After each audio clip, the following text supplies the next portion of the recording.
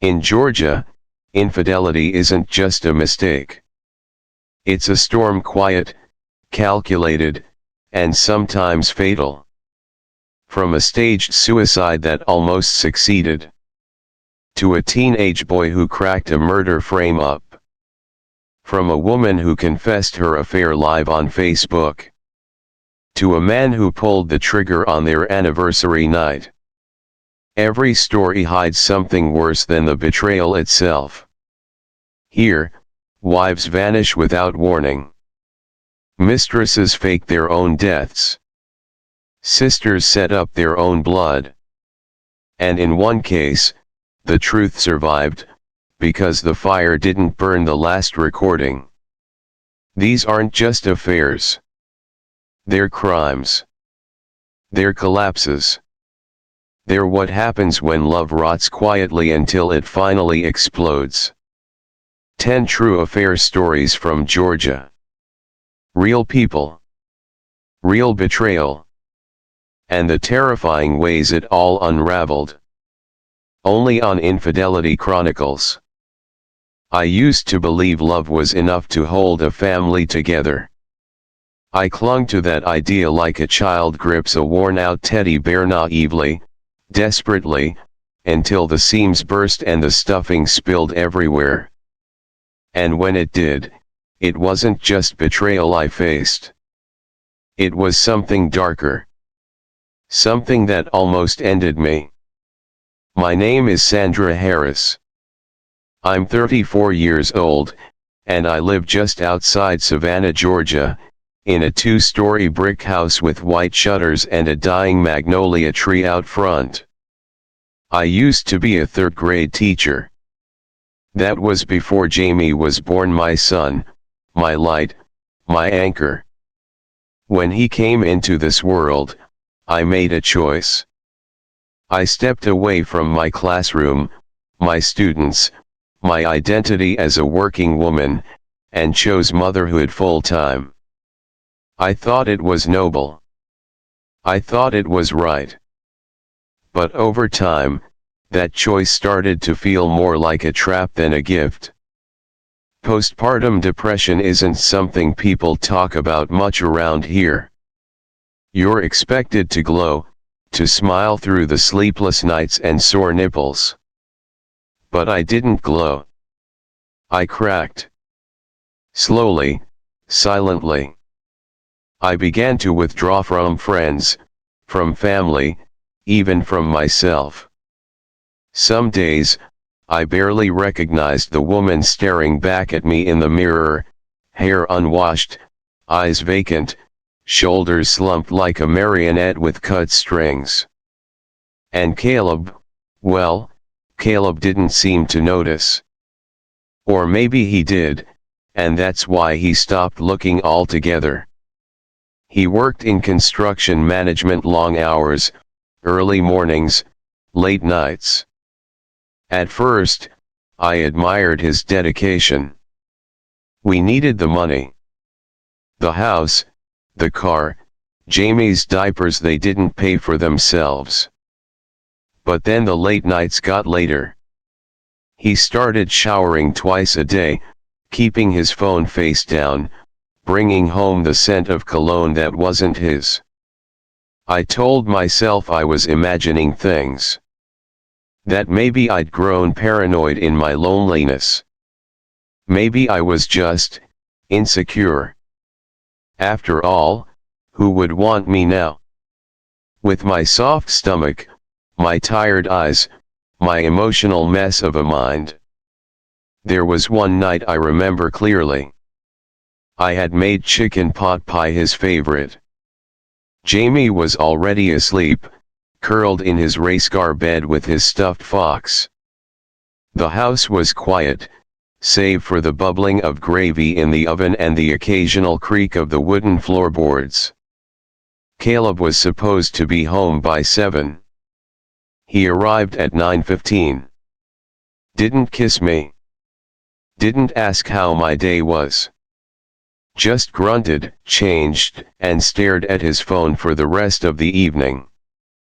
I sat across from him at the table, watching him chew like I was trying to decipher a code. I wondered what went through his mind. Did he feel guilty? Excited? Indifferent? His eyes never met mine. Not once. Another time, I noticed lipstick on his collar. A faint smudge, too pink to be mine.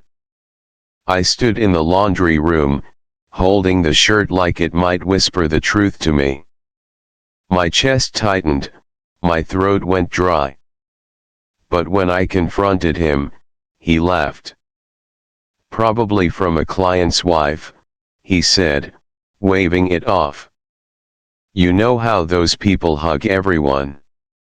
I nodded, because arguing felt useless.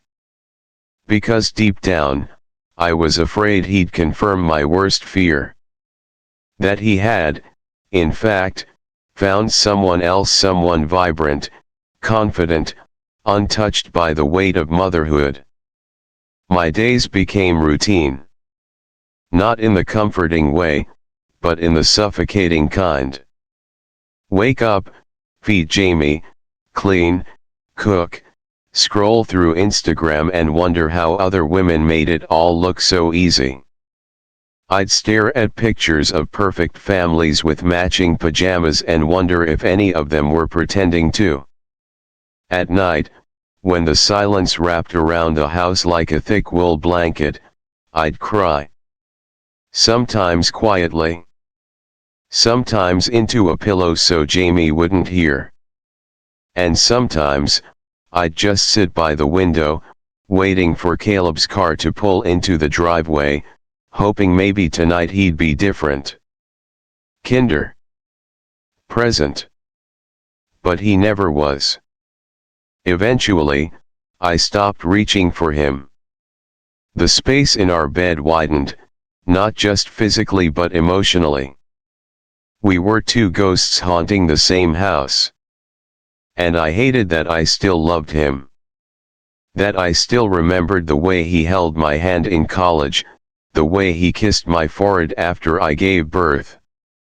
I clung to those fragments like lifeboats in a storm. And all the while, a question gnawed at me, was this my fault? Had I failed as a wife?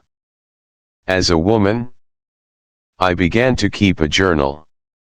Not to document the days there was nothing worth recording but to pour out the noise in my head. I wrote letters I never sent. I drafted goodbyes I never intended to use. It was therapeutic, in a quiet, broken way. Then came the day I found the messages. But that part of the story comes later. All you need to know right now is this: I tried. I tried to be the kind of wife who forgave, who gave space, who waited. I tried to be soft when I wanted to scream, calm when I wanted to break. I told myself that love meant patience. But I didn't know that real love doesn't ask you to disappear. And mine almost did. I found the messages on a rainy Tuesday morning. Jamie was at preschool, and I was cleaning out the kitchen drawers, trying to declutter the mess that had quietly taken over our lives. Caleb had left his tablet unlocked on the counter. He never did that. Maybe it was a mistake. Maybe it was arrogance. Either way, curiosity or something darker pulled me in. What I saw gutted me. Dozens of messages between Caleb and a woman named Rena. Her name was familiar. She worked in his office, someone he had only ever mentioned once or twice. But the intimacy in their messages, casual, cruel, coded, made it clear this wasn't new.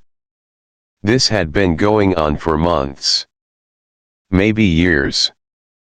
They called me names. Jokes about my cooking, my hair, my weight.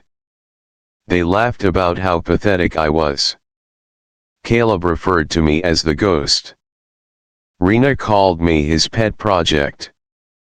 But one line cut through everything: "She's so weak, she won't last much longer."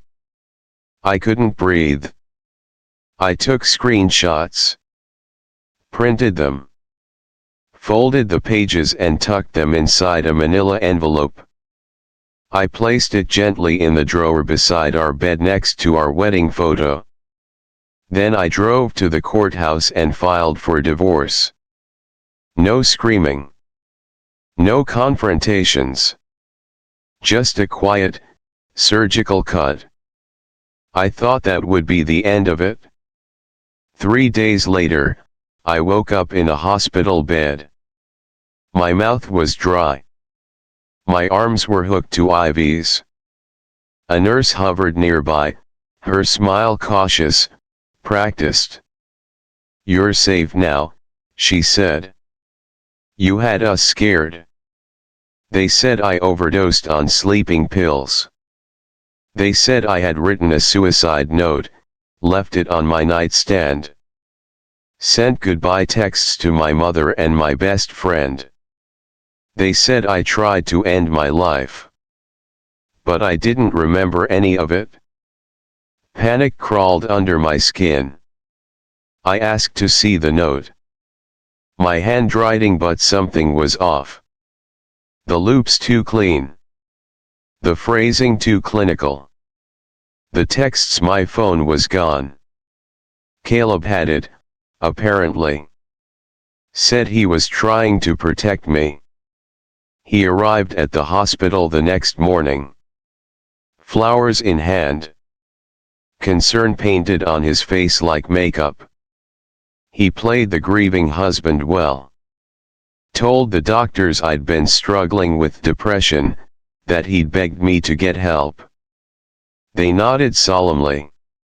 Mental illness. Sad but predictable. When I insisted that I hadn't done this, that I hadn't tried to die, his face darkened. He told the nurse I was confused. That I had a history of emotional instability. That I had a journal full of suicidal thoughts. He wasn't lying about that part. But he twisted it, weaponized it. Turned it into a verdict. The hospital placed me under observation. A week. Mandatory psych evaluation. My mother was allowed to visit, but even she looked unsure. "You just need rest," she said, her voice trembling. "You've been through so much." News of my attempt spread fast. Social media hummed with rumors. People from church sent messages, some kind, most hollow.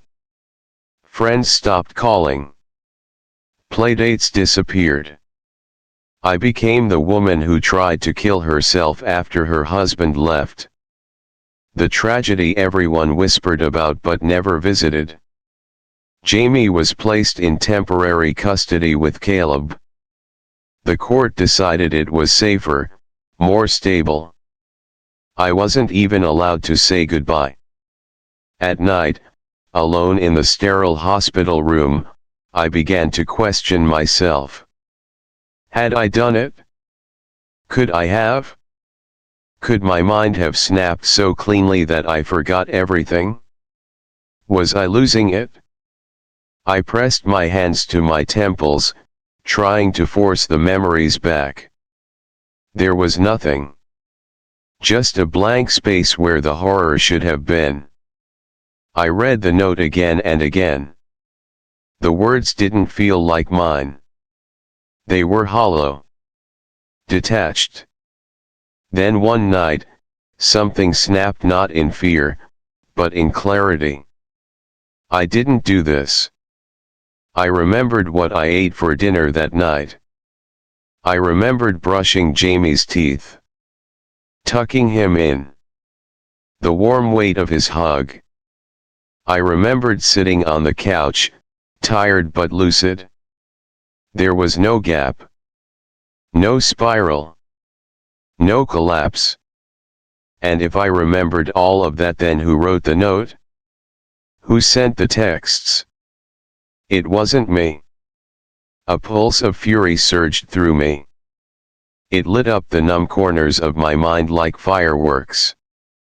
For the first time in weeks, I felt awake. Awake and hunted. He tried to erase me. He wanted the world to think I disappeared by my own hand. He wanted to keep Jamie, keep his image, keep his freedom. But he made one mistake. I was still alive. And I was going to make sure the world saw what he had done. Even if no one believed me yet. The day I left the hospital, I wasn't the same woman who had entered. Something inside me had hardened, sharpened. I knew what had been done to me. And now, I needed to prove it. My first step was to request the full medical records from the hospital. It wasn't easy. They hesitated, citing privacy and procedure, but I pushed. Played the role of the concerned patient who simply wanted answers. When the documents finally came, I read every word like they were pieces of a bomb I was learning to dismantle. One line caught my eye: traces of clonazepam found in bloodstream. Clonazepam. A powerful sedative. I had never been prescribed it. It wasn't in our home. And yet, there it was. Quietly tucked into the corner of the toxicology report like an overlooked thread. Someone had drugged me. I circled the phrase in red ink. I called my best friend, Maya. She had stood by me since college, long before marriage, before motherhood. I told her everything: the messages, the hospital, the missing memories. She listened in silence, then simply said, "What do you need me to do?" "Help me get into my iCloud," I said. "I think he used my account to send the texts. I need to see where they came from." Maya worked in IT. Within hours, she pulled the access logs. We traced the IP addresses. One of them pointed directly to Caleb's office. On a night when I was supposedly unconscious on our living room couch, someone had used his company computer to log into my account and send goodbye messages. The fury inside me began to take shape. Next, I visited my neighbor across the street, Mrs. Whitaker, a retired schoolteacher who spent most of her time tending to her garden and watching the neighborhood through her bay window. I asked, casually, if her security camera happened to catch anything the night before I was hospitalized. She raised an eyebrow, then disappeared into her den. 10 minutes later, she came back with a flash drive. I watched the footage in Maya's apartment. The timestamp was clear: 11:42 p.m. Caleb's truck pulled into the driveway. He didn't knock. He used his key. He left an hour and 20 minutes later, carrying what looked like a small box. I stopped the video and looked at Maya. "That box," I said. "It could be the pill bottle. Or my phone. Or both." We gathered everything: the hospital report with the unknown sedative, the IP logs showing unauthorized access, the security footage of Caleb entering the house. I scanned and organized it all. Facts. Dates. Screenshots. Nothing emotional. Just the truth. I took it to a lawyer. A woman named Deidre who specialized in family and criminal law. I sat in her office, clutching the manila folder to my chest like it might vanish. When I finished showing her the evidence, She looked at me for a long moment before saying, "We can build a case. But it won't be easy. Are you ready to fight?" "He tried to erase me," I said. "I'm not going to let him win." Within weeks, motions were filed. Hearings were scheduled. Caleb was served. The day of the custody hearing arrived like a storm. I stood in the courthouse hallway, my hands trembling despite the blazer and the carefully rehearsed statements. Maya squeezed my shoulder. My mother sat nearby, pale but present. And at the end of the hall, Jamie, my sweet boy, clutched a stuffed dinosaur, eyes wide with worry. In the courtroom, I presented the facts. Calm, clear, unwavering. My voice only cracked once, when I described waking up in the hospital without remembering how I got there. The judge reviewed the materials.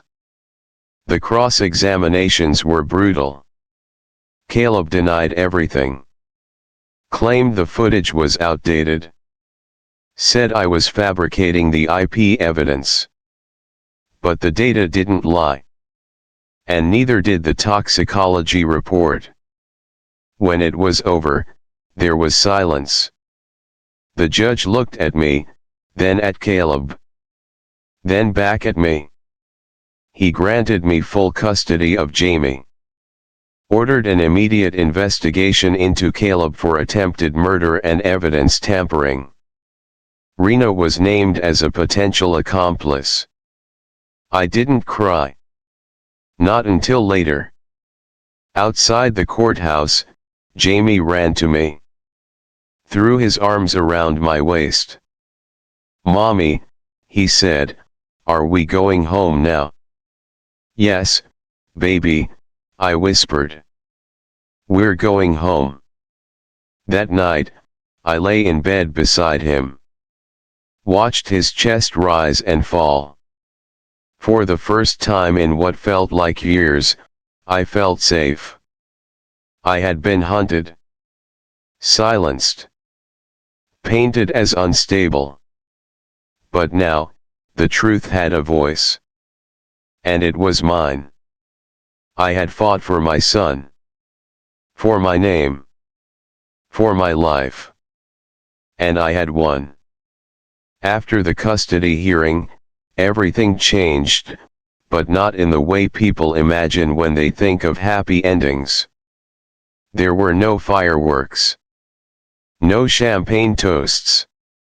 Just me, Jamie, and a cardboard box of our belongings moving into my mother's spare bedroom. It was a quiet restart. A careful exhale. The storm had passed, but the wreckage was still there, both around and within me. The court order granted me full custody. Caleb's parental rights were suspended pending the criminal investigation. For the first time in over a year, I didn't have to fear who might show up at my door or what stories might be spread in whispers behind my back.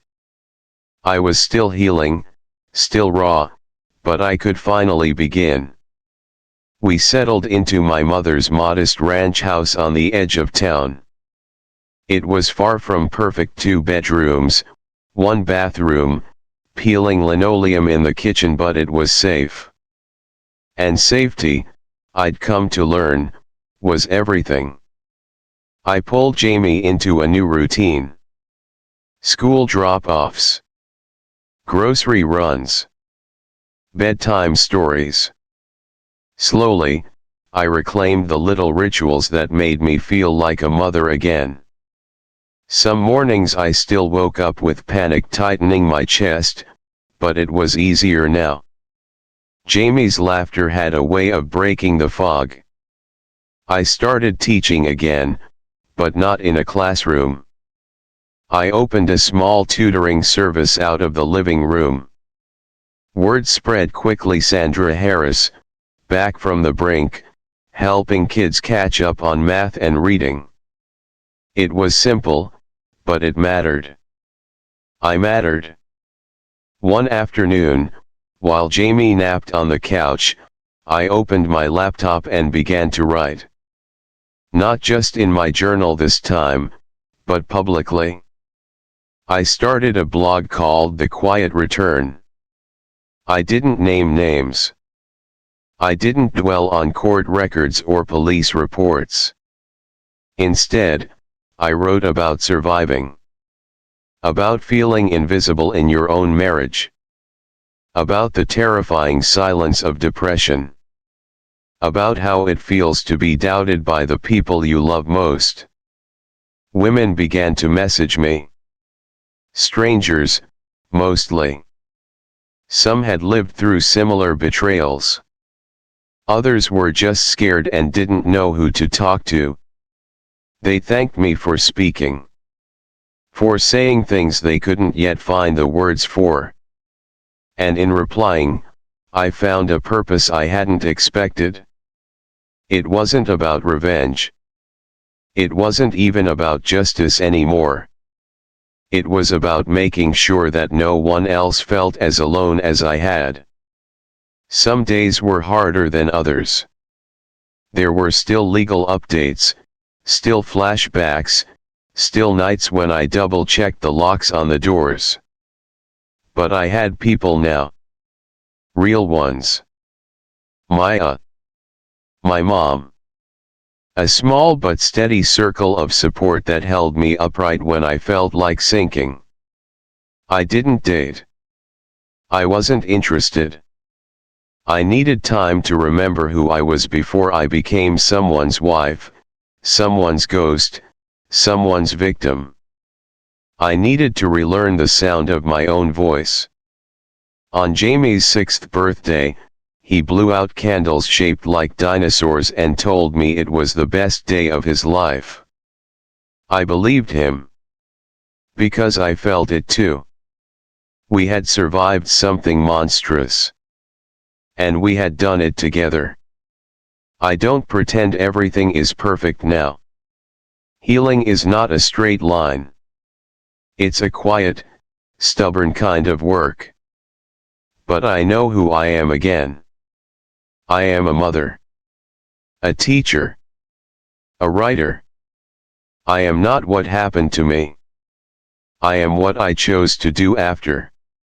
I used to think surviving meant staying quiet. Enduring. Disappearing into the background and hoping the pain would forget me. But I know better now. I speak. I write. And I share my story, because someone out there is still waiting to hear that they're not alone. I used to be a victim. Now I'm a survivor. And I tell this story so that no one else has to live in silence the way I once did. Sandra survived betrayal, manipulation, and a crime staged to erase her. But in our next story, the stakes rise even higher. Marcus from Atlanta thought he could juggle two lives, his wife and his much younger mistress. But when jealousy turned deadly, his mistress set up the perfect crime, a murder scene that pointed to his wife. It almost worked. Until their 14-year-old son did the unthinkable to save his mother. Don't miss episode 2 of 10 True Affair Stories from Georgia. It's not just a story about cheating. It's about how far people will go to protect the ones they love, and destroy the ones they don't. Subscribe and turn on notifications. This next one will leave you breathless. I didn't kill anyone. But the man I once called my husband nearly killed everything I was with one carefully constructed lie. From the outside, our life looked pristine. The glossy Christmas cards, the neighborhood barbecue smiles, the spotless kitchen counters in Instagram posts. Marcus and I were the couple everyone envied. He was a successful real estate developer in Atlanta, always polished, always charming. I was a nurse, 38, steady, quiet, dependable. We had a 14-year-old son, Elijah, who somehow managed to be both brilliant and kind, with a quick wit that reminded me of the boy Marcus used to be. But people forget, surface calm often hides deep fractures. At home, things were different. Marcus had changed. Or maybe I had finally stopped making excuses. He no longer asked about my day. His phone lived in his pocket, always face down. He started working late, coming home with the scent of cologne I didn't recognize, brushing past me like I was part of the furniture. I told myself it was the stress. The market. The economy. Men collapse inward when pressured, isn't that what all the articles said? I tried harder. Made his favorite meals.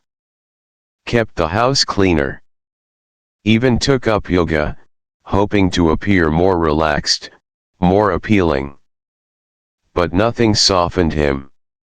The cold in his voice was the kind that didn't leave traces but left bruises just the same. There were moments, tiny, flickering moments, when I considered confronting him. But then Elijah would come into the room, asking for help with homework, or telling me about a coding project he was working on, and I would tuck my suspicions away. My son needed peace, not parents at war. Elijah was my anchor. Every morning, he hugged me like he meant it. He still thanked me for dinner, still sat next to me during movie nights, still noticed when I looked tired. One night, he slipped a note under my bedroom door that read, "You're doing a great job, Mom. I see you." I cried into my pillow that night. Quietly. Always quietly. Marcus didn't hit me. He didn't scream. He didn't cheat in ways that left receipts or lipstick stains. What he did was more insidious.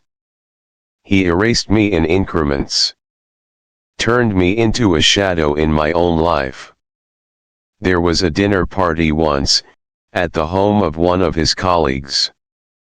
Marcus poured wine for everyone, cracked jokes, touched my back when people were watching. I smiled through it. But later, when we got home, he didn't say a word to me. Just took off his shoes, left them by the door, and disappeared into his office. That night, I sat alone at the kitchen table, fingers curled around a cold cup of tea, and realized I hadn't been kissed in nearly 3 months. I began to notice patterns. Phone calls that ended abruptly when I entered the room. A second credit card I hadn't known about. Nights where he claimed to be in meetings, but his car tracker showed locations far from downtown. I wasn't naive. I knew what all of this likely meant. But knowledge without proof is like screaming into a void. No one hears you. No one believes you. Still, I said nothing. I smiled at neighbors. I folded his laundry. I packed Elijah's lunches. I kept the wheels turning, afraid that stopping even for a second would make everything come crashing down. Sometimes I would catch Elijah looking at me, concern flickering in his eyes. He never said anything outright, but he knew. Children always do. He became gentler with me, more protective in small, quiet ways. If Marcus snapped at me over something trivial, Elijah would later slip his hand into mine during a car ride or ask me if I was okay with a softness that made my chest ache. One rainy Saturday afternoon, I found myself reorganizing our medicine cabinet. I wasn't looking for anything, just trying to control something, anything. I found an empty bottle of sleeping pills I hadn't filled. I found receipts for cash withdrawals that didn't add up. And I found a folded note in Marcus's coat pocket with a phone number scribbled in a looping, unfamiliar hand. My fingers trembled. My breath caught. But still I said nothing. Because sometimes, it feels safer to pretend. To keep playing the role you've always played. Wife. Mother. Homemaker. Silently unraveling behind locked bathroom doors. But something inside me was shifting. A quiet burn. A growing refusal. I didn't know yet what Marcus was capable of. Not truly. But I would soon. It started with a phone call. I was folding laundry when the knock came on the door. 2 officers. Calm. Polite. They asked me to come with them. I asked why. They said it was a matter of investigation. I remember the way one of them avoided my eyes when I asked again. I remember how cold the air felt, even though it was mid-July in Atlanta. At the station, they showed me the pictures first. A blood-stained bedsheet. A knife. My fingerprints on the handle. A pair of torn earrings, one of which I vaguely recognized from a night when Marcus had come home smelling of perfume and regret. I blinked at the images, thinking it had to be a mistake. Then they showed me the texts. Threatening, violent messages sent from my phone. Sent to someone named Zoya. Someone I had never met. I told them it wasn't possible. I hadn't sent those messages. I hadn't touched any knife. I didn't know anyone named Zoya. But the evidence was there. At least that's what they said. They said Zoya was missing. Possibly dead. And that I was the prime suspect. Marcus showed up at the station hours later. He looked shaken. Distraught. Played the part of the devastated husband to perfection. He told the officers I had been distant, depressed. That we were having some marital challenges. That I had been under emotional strain. I wanted to scream.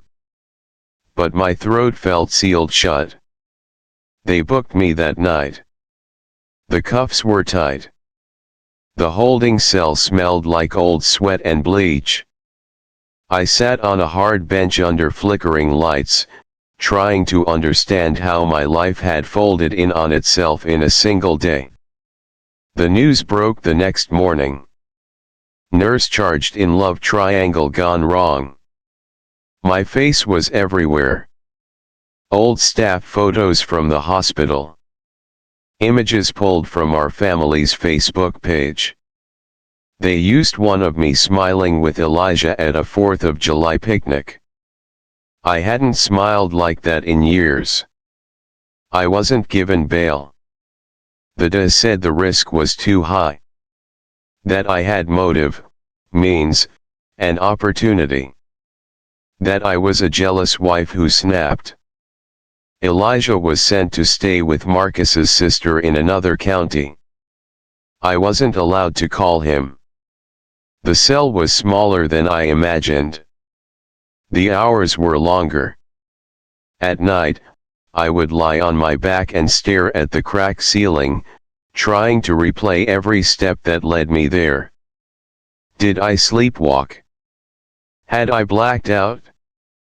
Was I being framed? By who? Marcus never visited. But he did make public statements. My wife is a good woman. This is all so unexpected. I just want to do right by our son. He sounded believable. Heartbroken, even. but every word out of his mouth was another nail in my coffin. I learned more over the next few weeks. Zoya was 23. A cocktail waitress. Had a record for petty theft. And had been dating Marcus for almost 8 months.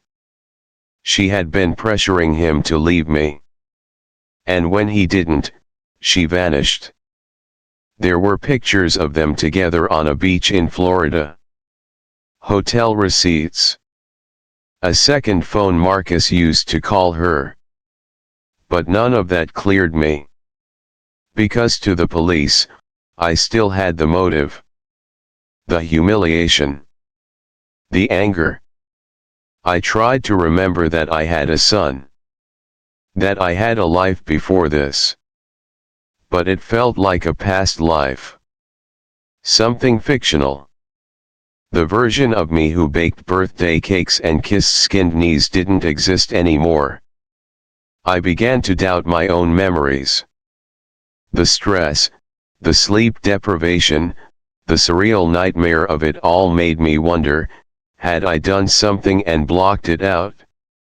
Was I capable of something I didn't even understand? Every day blurred into the next.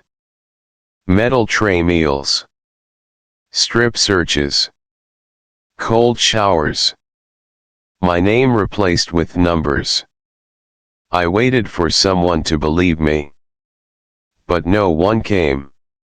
Until one day, in the middle of a Thursday afternoon, my public defender slipped a single piece of paper across the table. "You need to see this," she said. And for the first time in weeks, something cracked open inside me. It was a message. Sent from a hidden email account. From Elijah. And it simply read, "I don't think you did it, Mom. I'm going to prove it." I stared at that sentence for what felt like an eternity. And I began to breathe again. Elijah had always been a curious kid, the kind who took apart old radios just to see how they worked. He was quiet, observant, and far more tech-savvy than I ever realized. And when he sent that message, something inside me shifted. I didn't know what he could do, but I knew my son. If anyone would fight for the truth, it would be Elijah. He was staying with Marcus's sister, a woman named Gwen who had always been distant with me. Elijah kept his head down, played the role of the obedient nephew. But every night, when the house was quiet, he went to work. He started with the old family laptop, the one Marcus rarely used after upgrading. It had been left in a storage cabinet at Gwen's, forgotten. Elijah powered it up, guessed his father's passwords using birthdays and sports teams, and soon found himself inside a web of secrets.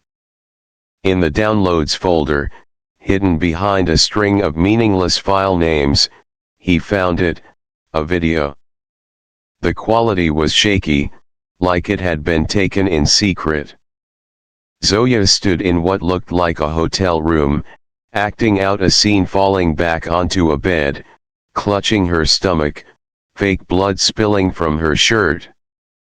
A man's voice behind the camera gave her cues. Elijah knew that voice.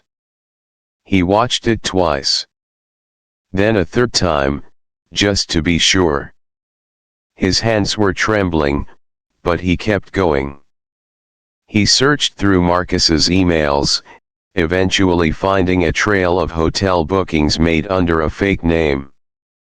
He traced receipts to a remote cabin 2 hours outside of Atlanta. The payment had been processed with a burner credit card one Marcus had paid for in cash. Then Elijah found something else, a message Marcus had sent to Zoya. It read, "You stay quiet. A few more weeks, and she'll be gone for good." Elijah didn't sleep that night. He compiled everything: the video, the emails, the receipts into a single folder. Then, using another account, he emailed it all to my lawyer. When my attorney walked into the prison the next day, her eyes were wide. "Your son," she said, breathless, "he may have just cracked this case wide open." The DO was notified. A motion was filed. The judge approved an emergency review of the evidence. The police followed the trail Elijah had uncovered. Within 48 hours, they arrived at the cabin. Zoya was there. Alive. Shaken, but very much alive. She had been hiding, paid off with promises and threats. She cracked under pressure during questioning, confessing that Marcus had orchestrated the entire thing: the fake murder, the planted evidence, the stolen phone used to send threatening texts.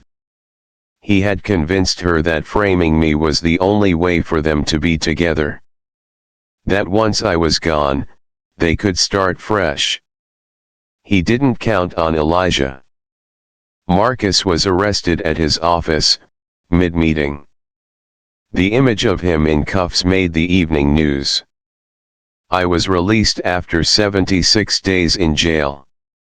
They handed me back my clothes, my wedding ring, my dignity in pieces. I walked out into the sunlight, feeling like a ghost re-entering the world. And waiting at the bottom of the courthouse steps was Elijah. He ran to me. No hesitation. No shame. He held me so tight I could barely breathe. I sobbed into his shoulder, repeating his name like a prayer. Reporters tried to swarm, but security held them back. We left in silence, holding hands like we had when he was 5. In the days that followed, the truth unraveled publicly. Marcus was charged with conspiracy, evidence tampering, attempted fraud, and obstruction of justice. Zoya took a plea deal in exchange for her testimony. My name was cleared, but the scars remained. Elijah never sought attention. When the media called him a hero, he shrugged. "I just did what I had to do," he said. "But I knew better. He saved me." My son, barely 14, had done what the legal system, the police, and even I had failed to do. He had found the truth. Every night now, I say good night to him with new reverence. I watch the way he grows, the man he is becoming. And I thank the universe for giving me a child who saw me even when the rest of the world chose not to. He didn't just rescue me from prison. He rescued me from disappearing. And I will never forget that. We left Atlanta quietly. No press conferences. No interviews. No dramatic statements. Just a single moving truck, a change of address form, and a quiet drive north into the hills of Georgia. I didn't owe the world my story. They had already taken so much of it, twisted and clipped and consumed it like entertainment. What I needed now wasn't to be heard. It was to heal. Elijah and I moved into a modest rental outside of Blue Ridge. A small house with creaky floors, a wraparound porch, and woods that wrapped around the backyard like a protective arm. It wasn't glamorous, but it was ours. And it was quiet. In that stillness, I began to find myself again. Elijah went back to school. No press. No gossip. Just a boy trying to be a boy again. He joined the robotics team, started biking to class, and smiled more than I'd seen in months. He was still watchful, still older than his years. But there was light returning to him. We cooked together, read together, sat in silence together. The kind of silence that wasn't heavy anymore. Just honest. Real. I took long walks in the morning and sometimes cried without knowing why.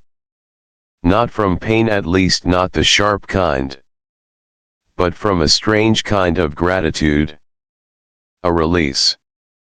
One afternoon, as I watched Elijah sketching in his notebook, I realized something with startling clarity. I had been trying to survive Marcus for years before he tried to destroy me. The lies. The emotional withdrawal. The manipulation. It had all been there. Just quieter. More socially acceptable. Now I could see it. I began a support group. Just a handful of women, at first. Women who had been made to doubt themselves. Women who were told they were crazy, dramatic, unstable. Women who had been manipulated so deeply that they couldn't tell where their pain ended and someone else's control began. We met every other Saturday. Shared coffee. Stories. Laughter. Some tears. It wasn't therapy. It was witness. It was holding space. I didn't tell them everything about my story. I didn't need to. But they knew enough. Elijah knew too. He never asked me to explain what happened in detail. But sometimes, he would leave a note on the fridge. Just a line or two. You're still the best, Mom. We're okay. I'm okay. I love our new life. I saved everyone. There were nights I would sit on the porch after he'd gone to bed and just breathe in the pine air. Let the silence stretch around me like a second skin. Let the truth settle. I had survived. But more than that, I had returned to myself. Not as someone unbroken, but as someone who refused to stay shattered. And as for Marcus, I don't think about him much anymore. Not in the way people expect. There's no rage. No longing. Just distance.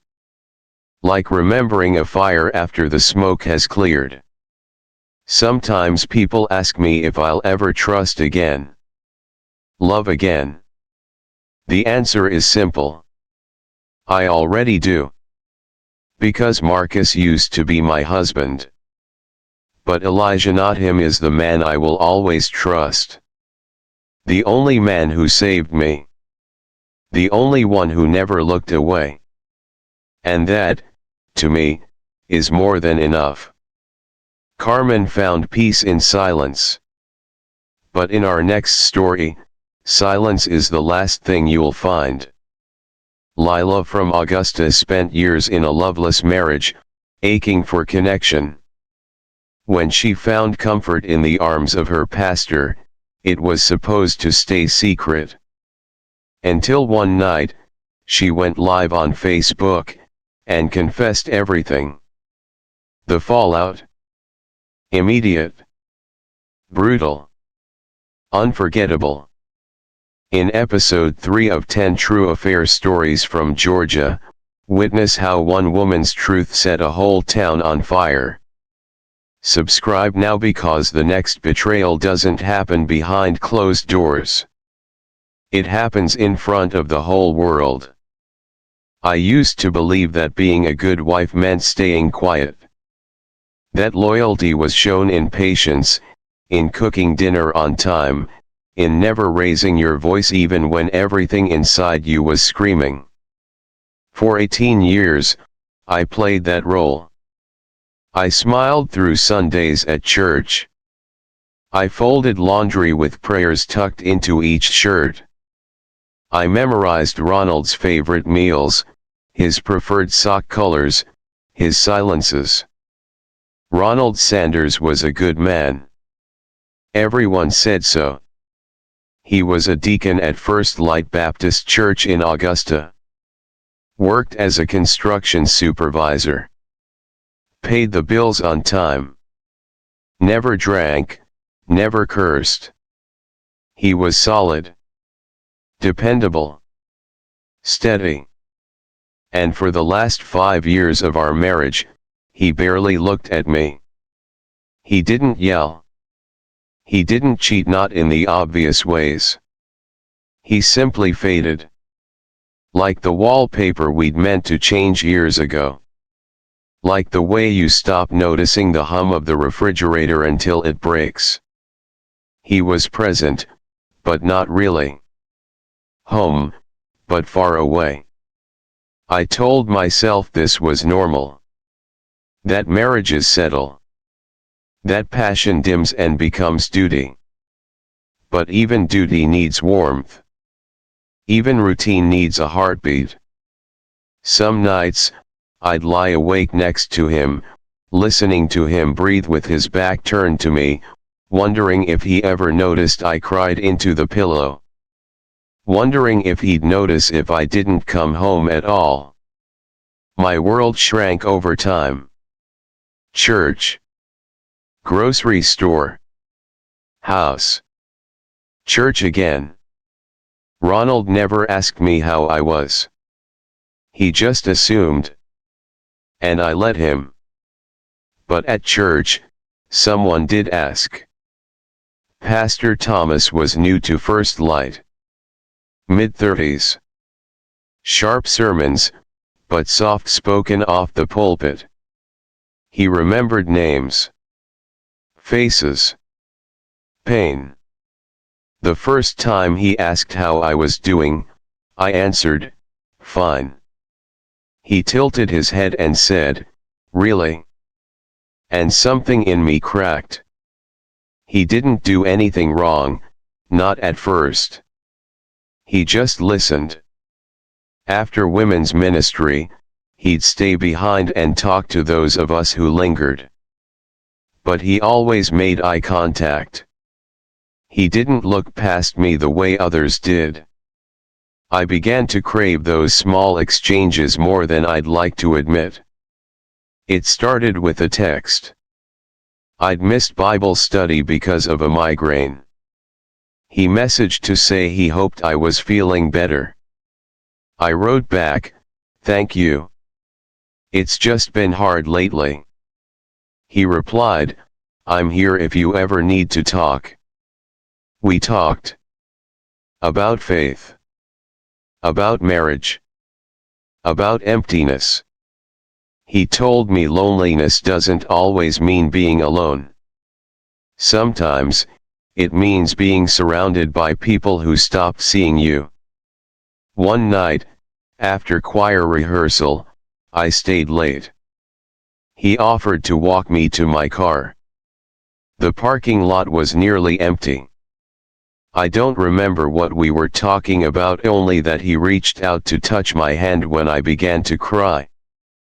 It was a simple touch. Gentle. Intentional. And I didn't pull away. That night, I went home and stood in the doorway of my bedroom. Ronald was already asleep. The TV flickering, his mouth slightly open, remote still in hand. I crawled into bed without a word. But something inside me had shifted. I wasn't just hungry for touch. I was starving to be seen. And Pastor Thomas kept seeing me. The affair wasn't sudden. It wasn't scandalous in the way movies make them. It was slow. Soft. Made up of conversations that lingered too long, prayers that became confessions, and meetings that slipped into secrecy.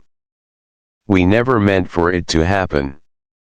That's what I told myself. But I don't believe in accidents anymore. I'd sit across from Thomas, in his small office behind the sanctuary, and feel like I was breathing for the first time in years. He'd ask about my dreams, not just my duties. About what I missed, not what I owed. For the first time since I could remember, I felt like a woman. Not a wife. Not a role. A woman. And that terrified me. Because it made me realize just how much I had disappeared. Still, guilt sat heavy on my chest.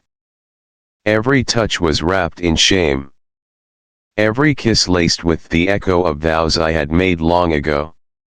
I began having nightmares. Of Ronald discovering us. Of the church burning. Of standing at the pulpit, confessing to a crowd that looked back at me with blank, disappointed faces. I began to break in ways I didn't know were possible. One Sunday, Pastor Thomas preached on sin.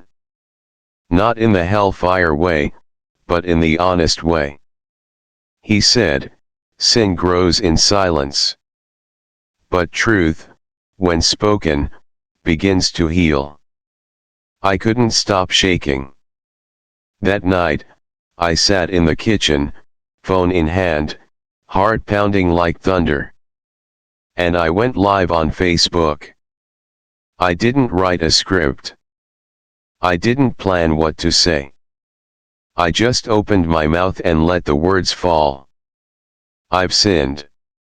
I've done something I can't undo. And I need to say it out loud because I can't carry this in silence anymore. The screen was blurry from tears. But I kept talking. About the affair. About the silence in my marriage. About what it feels like to disappear piece by piece while everyone calls you devoted. I ended the stream. Sat in the dark. Waited. And within minutes, the world I knew was gone. I didn't sleep that night. I sat in the kitchen, staring at the glow of the fridge, waiting for the sky to change colors. My phone buzzed non-stop. Messages poured in, some from people I hadn't spoken to in years, some from strangers. Comments. Shares. Screenshots. Judgment. By morning, the video had already gone viral in Augusta's small, tight church community. 10,000 views. Dozens of comments. I didn't read most of them. The ones I did made my stomach turn. Words like homewrecker, Jezebel, and whore bled across my screen.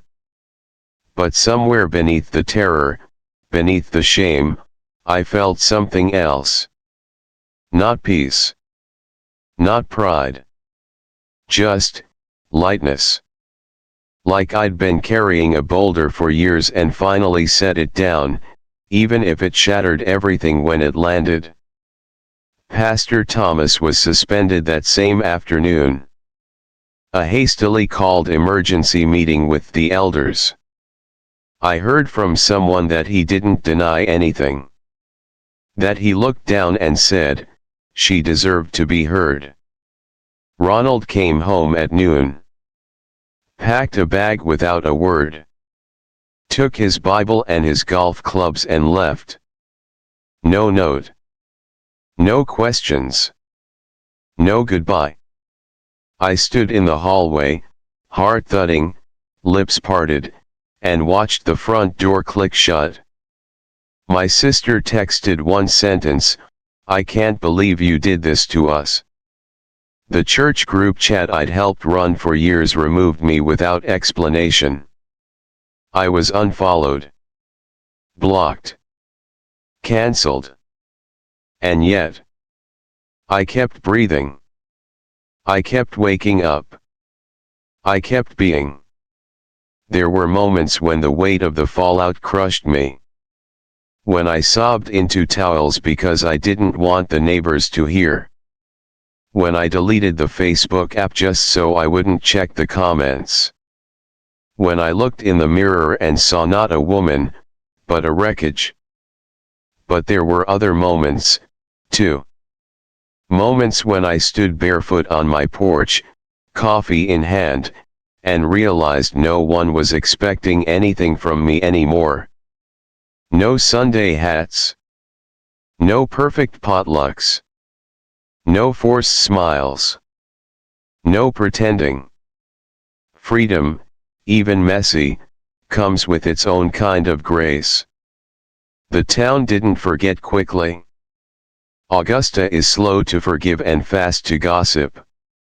Radio hosts made jokes about the live stream confession. My name became shorthand for scandal. Local forums debated my marriage like it was a courtroom drama. But I didn't respond. Not because I had nothing to say, but because I'd already said everything that mattered. I kept going to the grocery store, head high. I kept sitting on the same pew alone each Sunday, even though I knew people were watching. I refused to disappear again. Ronald filed for separation. No fault. Quiet. We never yelled. We never fought. We simply stopped pretending to be anything more than two people who'd long since left the marriage. Pastor Thomas left town. Some said he went to Alabama. Others said he was trying to restart his ministry somewhere people hadn't seen the video. I don't know if I'll ever hear from him again. And honestly, I don't need to. The video is still online. People ask me why I haven't taken it down. Because it's not just a confession. It's a marker of a life split in two. Before I spoke, and after. Before I was silent, and after I claimed my voice. I lost friends. I lost my marriage. I lost respect in the eyes of many. But I found something else. Myself. And that, finally, felt like the beginning of something real. The message came on a Monday. It was short. Anonymous. No profile picture. No name. We understand. We've been there. You are not alone. I stared at it for a long time, unsure if it was a trap or a lifeline. I didn't respond. But 3 days later, another message arrived. This one had an address. A small cafe on the edge of town. Thursday at 6 p.m. No promises. No pressure. Just, come if you want to talk. I sat in my car for 10 minutes before going in. Heart thudding. Palms damp. I expected cold stares, whispered gossip, maybe even a setup. But when I stepped inside, I saw a group of women seated at the back, heads bowed over tea, not judgment.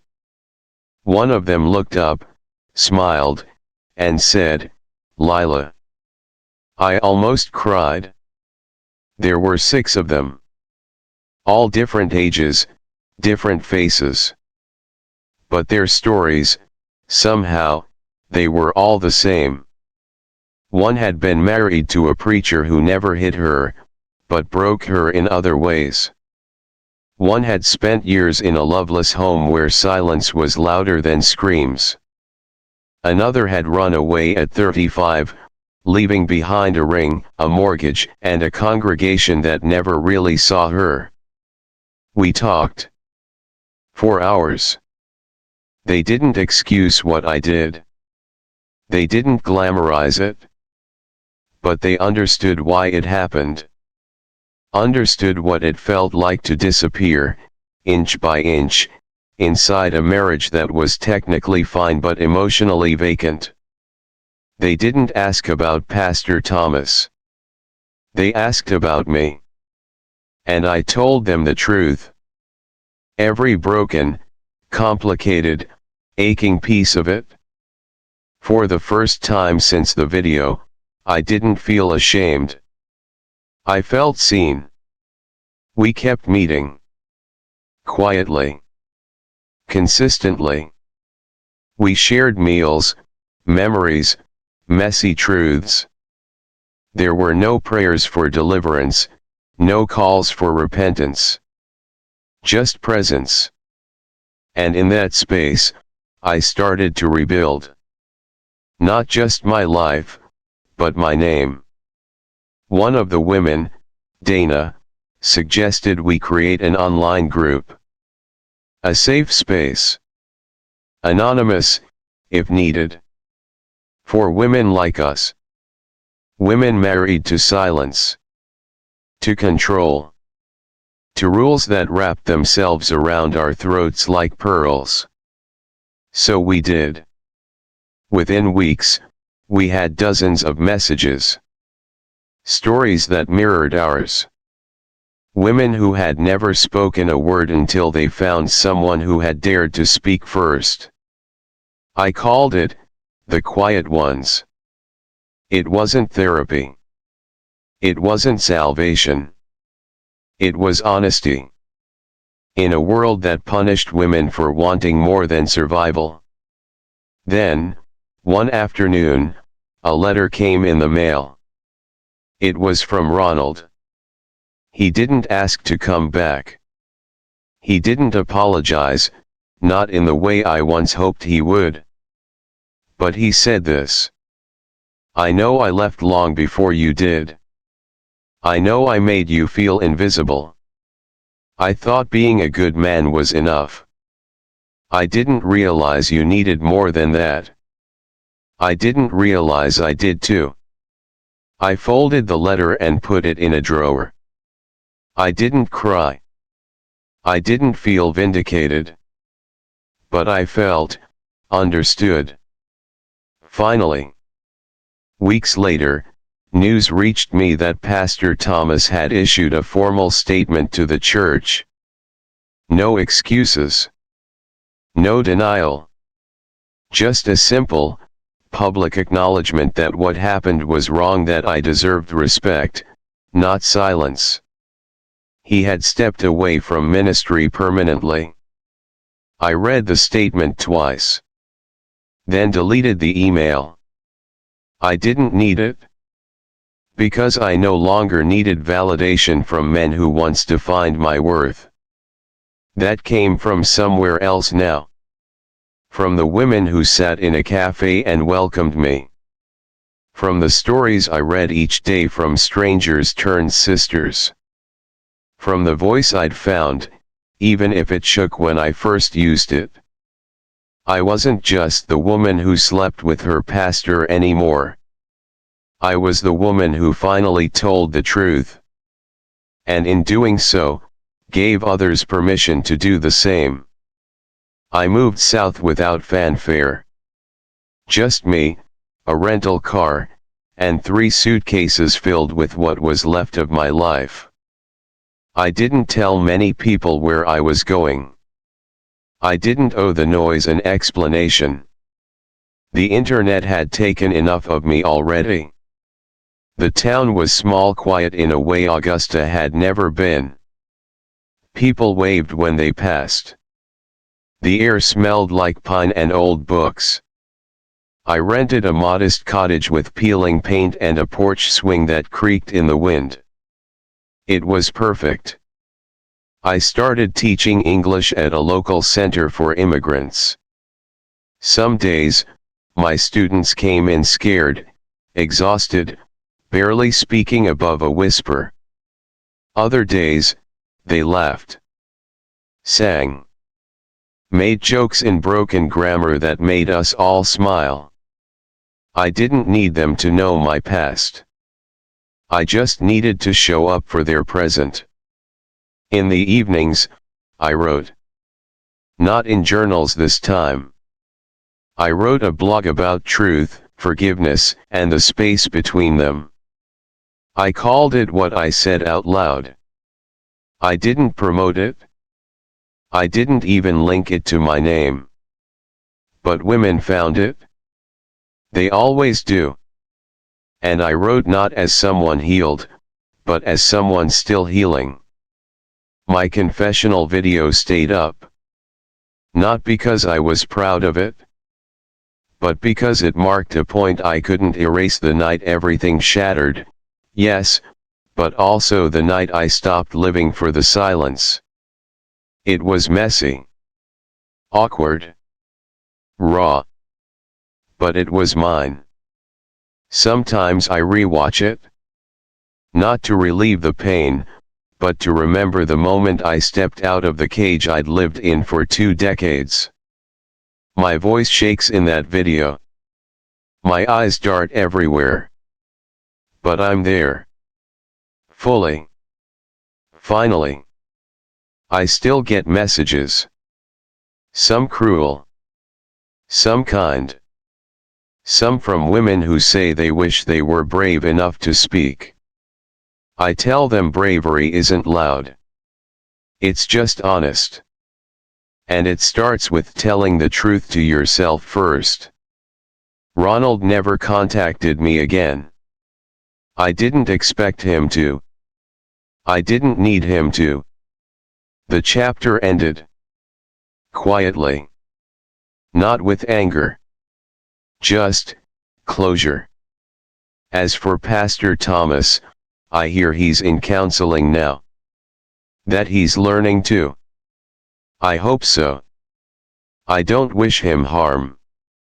I only wish him the awareness to never make another woman feel smaller in the name of guidance. Sometimes, I sit on the porch at night with tea and watch the stars, and I feel something I never thought I'd feel again. Stillness. Not numbness. Not resignation. Just stillness. The kind that comes after the storm. After the wreckage. When the air is clean and the silence is no longer a weapon, but a choice. I know people still talk. Somewhere, someone is still using my name as a warning, a joke, a scandal. But that's not who I am anymore. I am not the mistake I made. I am the moment I told the truth about it. I used to think confession was an ending. But it was never the end. It was the beginning. And I'm still here. Still writing. Still learning what freedom sounds like. One true sentence at a time. Lila's truth was spoken in silence. But in our next story, the truth explodes in blood. Donovan from Macon had been the perfect husband, or so it seemed. On their 10th anniversary, he lit candles, poured wine, and discovered a message that would change everything. He didn't scream. He didn't confront. He waited. And when his wife's lover walked through the front door, Donovan was standing in the living room, holding a loaded gun. In episode 4 of 10 True Affair Stories from Georgia, the cost of betrayal isn't just heartbreak, it's fatal. Subscribe now. The next story ends in gunfire. I planned the dinner like it meant something. 10 years of marriage. A milestone. A mark. I grilled the steaks just the way she liked them, medium rare with rosemary butter. I opened the bottle of Malbec we'd been saving since year 5, the one Amanda said she wanted for something special. I lit candles. Real ones. Set the table. Played the jazz playlist she loved from our early days. Everything was warm. Intentional. Familiar. She smiled when she came downstairs in her soft blue dress, the one I always said made her look like June light. She complimented the food, kissed my cheek, laughed at my toast.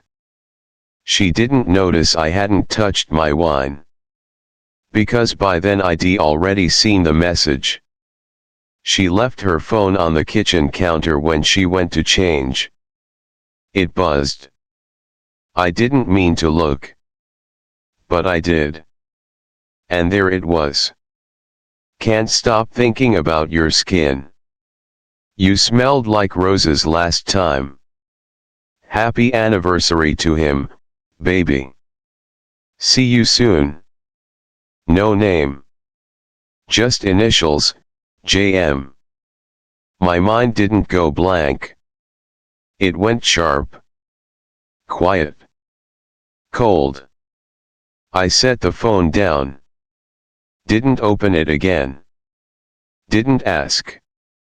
Didn't show it to her. I looked at the plates, at the steaks, at the candles. And then I smiled. I smiled like nothing had happened. Because in that moment, something inside me turned to stone. Amanda sat across from me, telling me about her day. A client she met. A meeting that ran late. A friend she wanted to catch up with this weekend. Her eyes were bright. Her voice never cracked. I nodded. Ate slowly. Watched her sip wine like it was holy. We danced once. In the living room. Slow and quiet. The song was familiar, but I don't remember the words. I remember the weight of her head on my chest. The warmth of her fingers. The perfume. Roses. She went to bed early. Said she was tired. I kissed her forehead, pulled the blanket up to her shoulder. Then I went downstairs and sat in the dark. I didn't cry. Didn't curse. Didn't pace. I opened my laptop. Looked up J.M. in her email. Found him. Jordan Myers. Personal trainer. Younger. Single. A few shared photos buried in cloud storage. Messages about missed sessions and late meetings. She never even tried to hide it. She just assumed I wouldn't look. That I trusted her enough to not check. And she was right. Until tonight. I printed 2 photos. One of him. One of us at year 3. Holding hands in Savannah, laughing at a bird that stole our fries. I stared at them side by side. And I waited. Amanda never stirred. I barely blinked. By sunrise, I had a plan. I smiled when she woke up. Made coffee. Didn't mention a thing. I watched her pack her gym bag. Watched her kiss my cheek again. She said, I might head to my sister's tonight. Girl time. I nodded. My heart didn't race. It pulsed like an engine just starting to turn. I wasn't going to confront her. I wasn't going to ask. I already knew the answers. I knew the look on her face wouldn't be guilt. It would be pity. The worst kind. I didn't want an apology. I wanted the truth to walk through my door. So I waited. I made the house look lived in. Kept the music soft. Left the lights off. I sat in the shadows, across from the couch, by the bookshelf she never dusted. And I watched the front door. The silence was thick, warm, electric. I could feel my pulse in my fingertips. I thought about our wedding day. The vows. The promises. The friends who clapped. The way Amanda smiled when she said, "I choose you." I wondered when she stopped choosing me. I wondered if it hurt.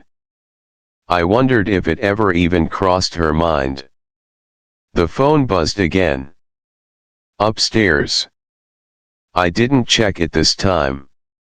I didn't need to. Because it was already too late. The dinner. The candles. The toast. Everything had already died. I just hadn't buried it yet. For 7 days, I became the man no one noticed. I smiled. I fixed the kitchen cabinet she'd been asking about.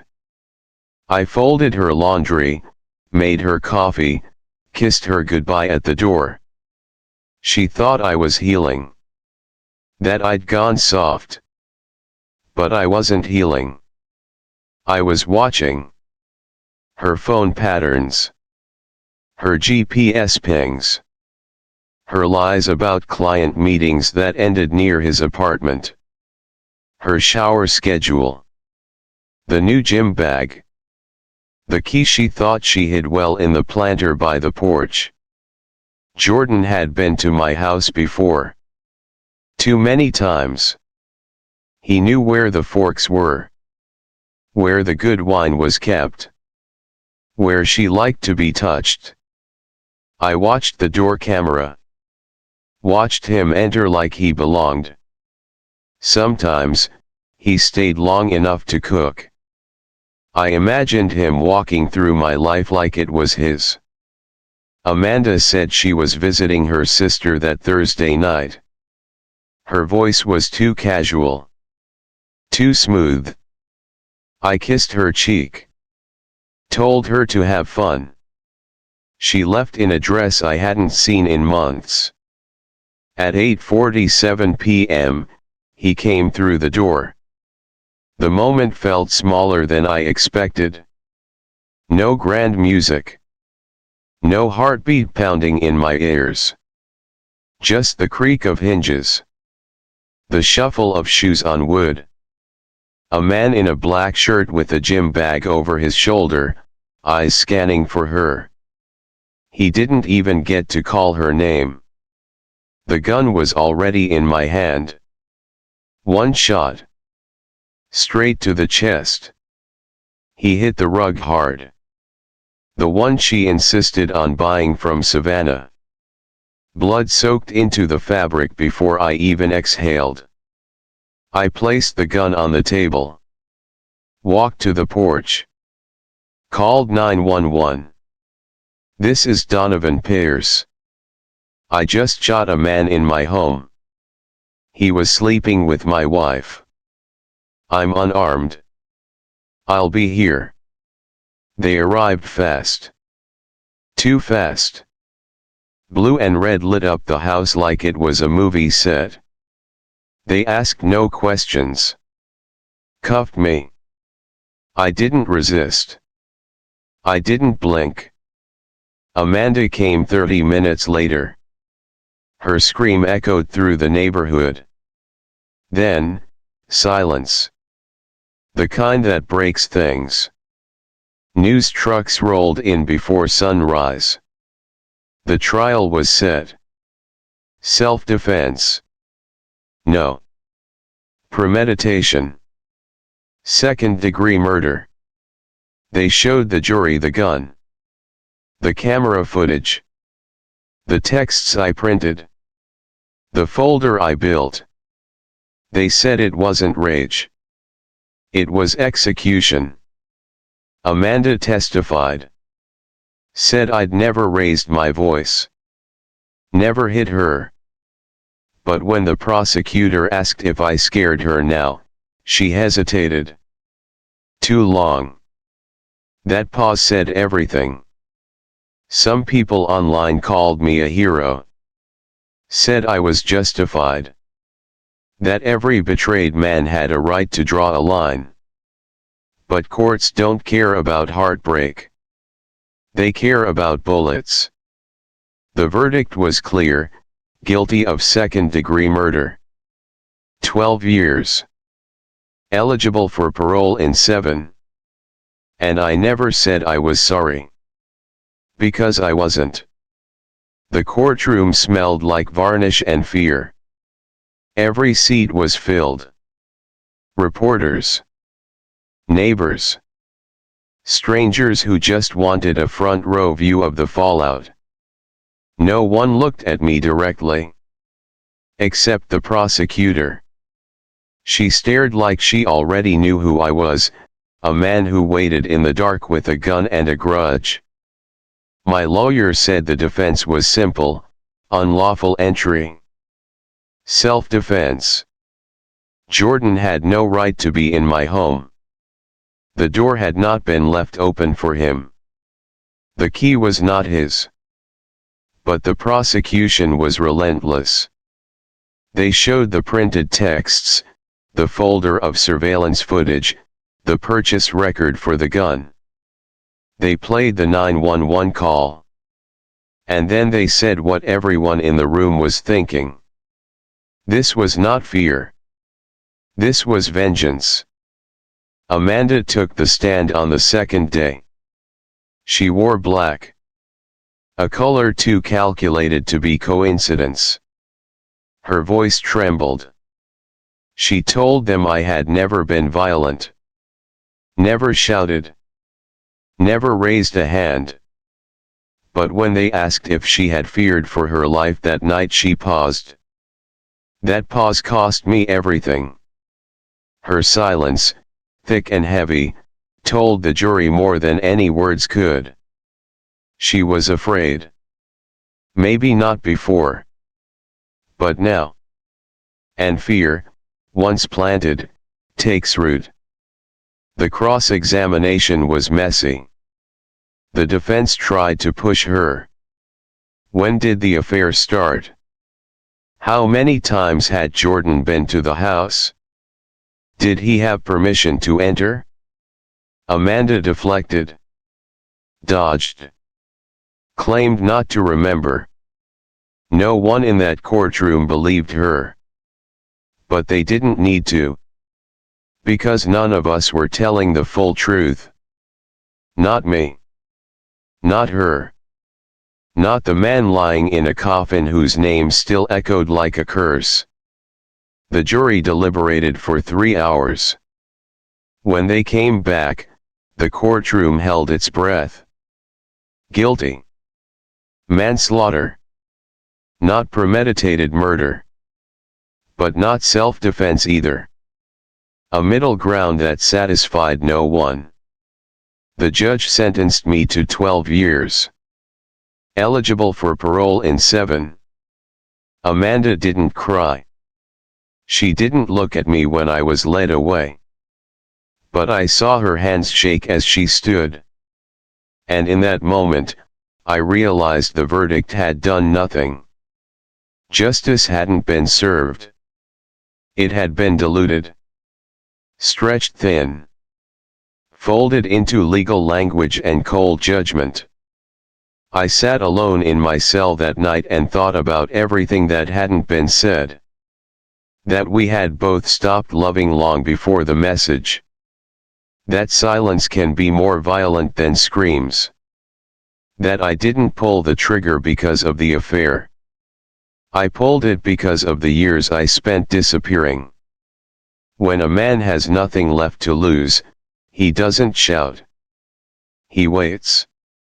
And when the time comes, he chooses silence one last time just before the shot.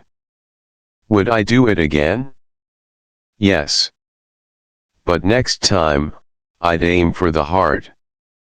Prison is quieter than I expected. Not peaceful. Just quiet in a way that makes your thoughts louder. No one has come to visit. No letters. No postcards. No one asking how I'm doing or what I'm reading. The guards don't make eye contact. My name is replaced with a number. My number is called at 6 a.m., 12 p.m., 5 p.m., and lights out at 9.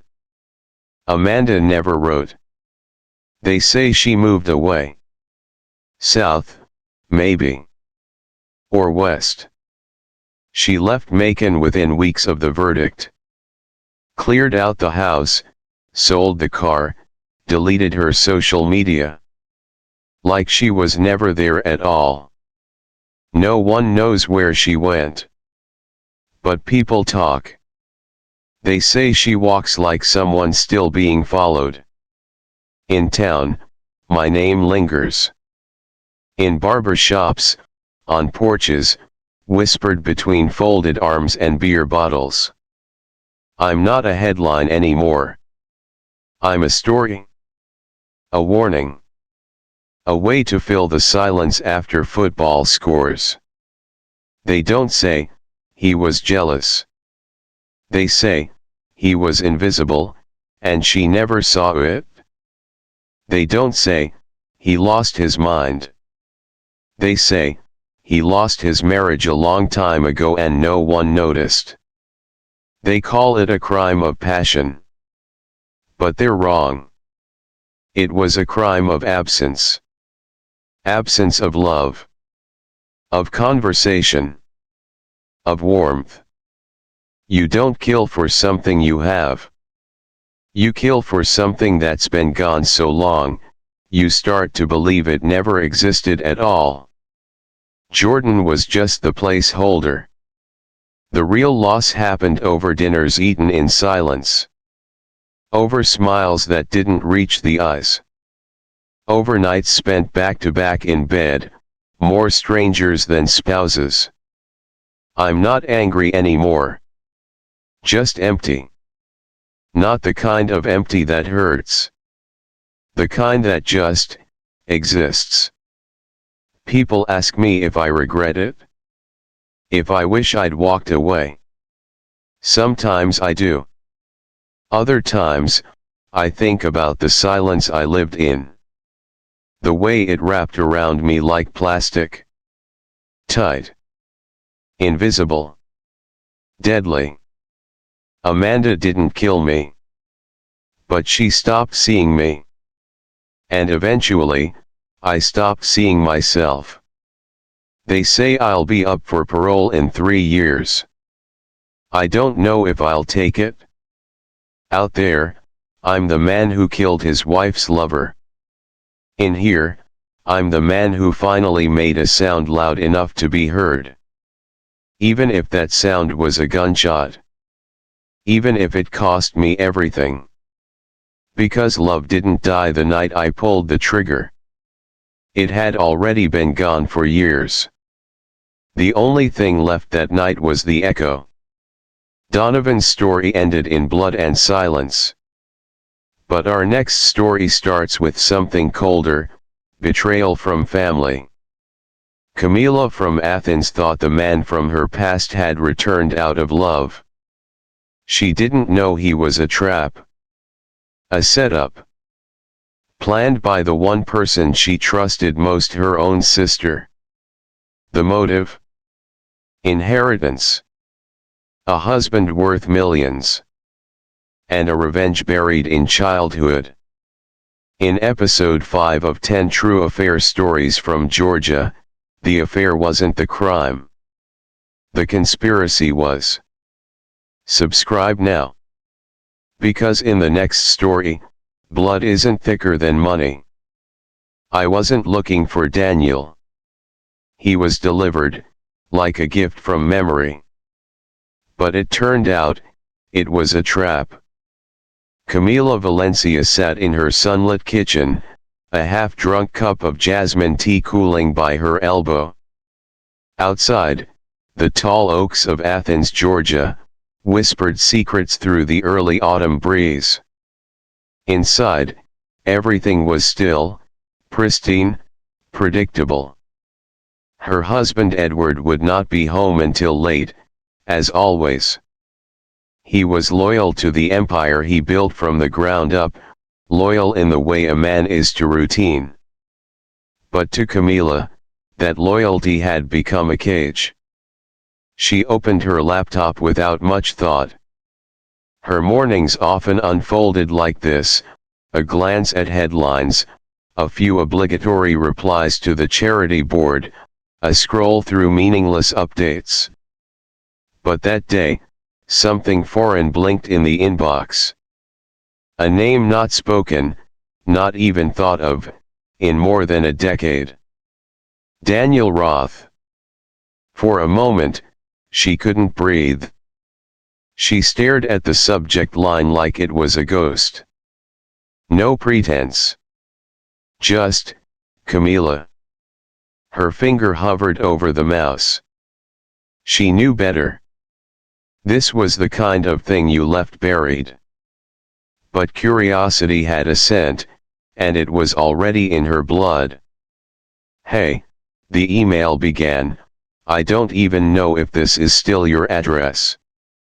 I stumbled across an old photo and felt the need to write. I hope life's been good to you.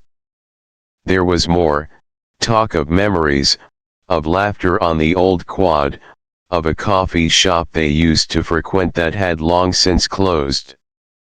The way he wrote hadn't changed. It was as if no time had passed, and the man who disappeared after graduation had simply hit pause. Camila didn't reply. Not at first. But she didn't delete it either. For days, the message stayed there like a lit candle in a quiet room. It was Sophia, her younger sister, who gave her the push. Sophia had shown up again 2 weeks earlier, heartbroken over another failed relationship, trailing drama like a torn hemline. She had always been the wild one, the pretty one who never settled. Camila, in contrast, had always carried the weight of being the strong one. They sat on the back porch one night with glasses of white wine between them. The silence was easy, familiar. You haven't smiled in years, Sophia said suddenly, not looking up from her glass. Camila raised an eyebrow. That's dramatic.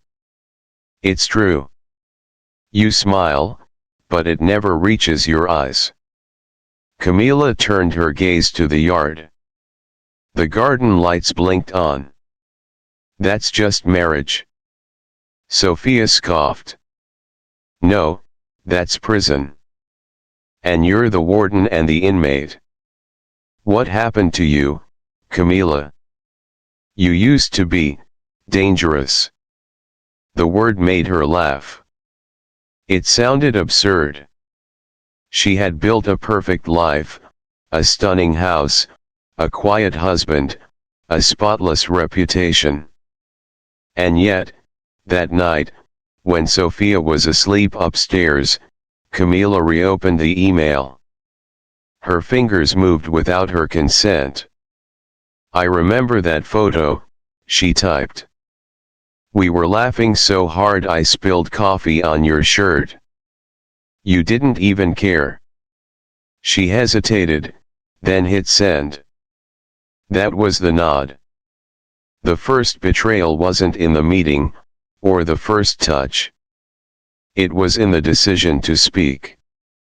The next day, Daniel replied. And then again. And again. They didn't talk about the present much. Their conversations floated in the safety of the past.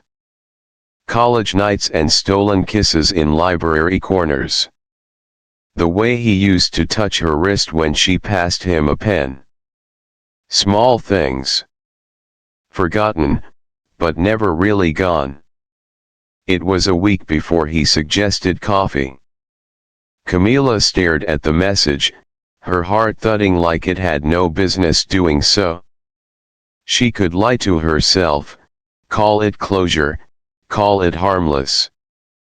But something inside her already knew, she would say yes. She told no one. Not Sophia, not her friends, not even herself. But the day she drove across town to a quiet cafe tucked behind a bookstore, She wore lipstick she hadn't touched in years. Burgundy. The color of old temptations. And when she saw Daniel, older but still somehow untouched by time, she smiled. It was not polite. It was not safe. It was a memory being reborn. They talked for an hour. Then two. Nothing explicit. No touches. But when they stood to leave, Daniel put his hand briefly on the small of her back, like he used to. And Camila did not pull away. Driving home, the guilt came like a slow wave. Not for meeting him, but for the thrill she had allowed to bloom in her chest. For the way her fingers trembled when she unlocked her front door. Edward was still at work. He wouldn't be home for hours. She set her purse down carefully. Everything in the house was still in its place. The floors gleamed. The air smelled of lavender. But something inside her had tilted, quietly and permanently. She looked at herself in the hallway mirror. The burgundy lipstick was still perfect. Somewhere in the silence, a voice in her head whispered, "You're not safe anymore." And it wasn't Daniel she was afraid of. It was what she had started to become. She didn't see Sophia standing at the top of the stairs, watching her, expression unreadable. And Sophia didn't say a word. Not yet. The hotel room smelled like cinnamon and clean linen. Camila stirred beneath the sheets, the echo of Daniel's breath still lingering in the air, like a melody barely finished. For a moment, there was a softness in her bones, a strange kind of peace that hovered just between guilt and longing. But that illusion shattered when she reached for her phone. Gone. Camila sat up, the cool sheet slipping off her shoulders. She checked the nightstand. The floor. Her purse. Nothing. Panic began to crawl under her skin. Daniel was already in the shower, humming softly like it was just another morning. She didn't say anything. Not yet. By the time she dropped him off and returned home, she had convinced herself, maybe she misplaced it. Maybe it fell between the car seats. Maybe. But the phone was never found. 3 days passed. And then the email came. No subject line. No sender name. Just a link. Camila stared at it, dread blooming in her chest like mold. She clicked. The video opened in silence. At first, it was dark. Then, shapes. The sheets. Her. Daniel. Movements unmistakable. Her breath caught. This was the hotel room. This was them. Someone had filmed everything. The image shook slightly. Whoever held the camera moved carefully, like they were circling prey.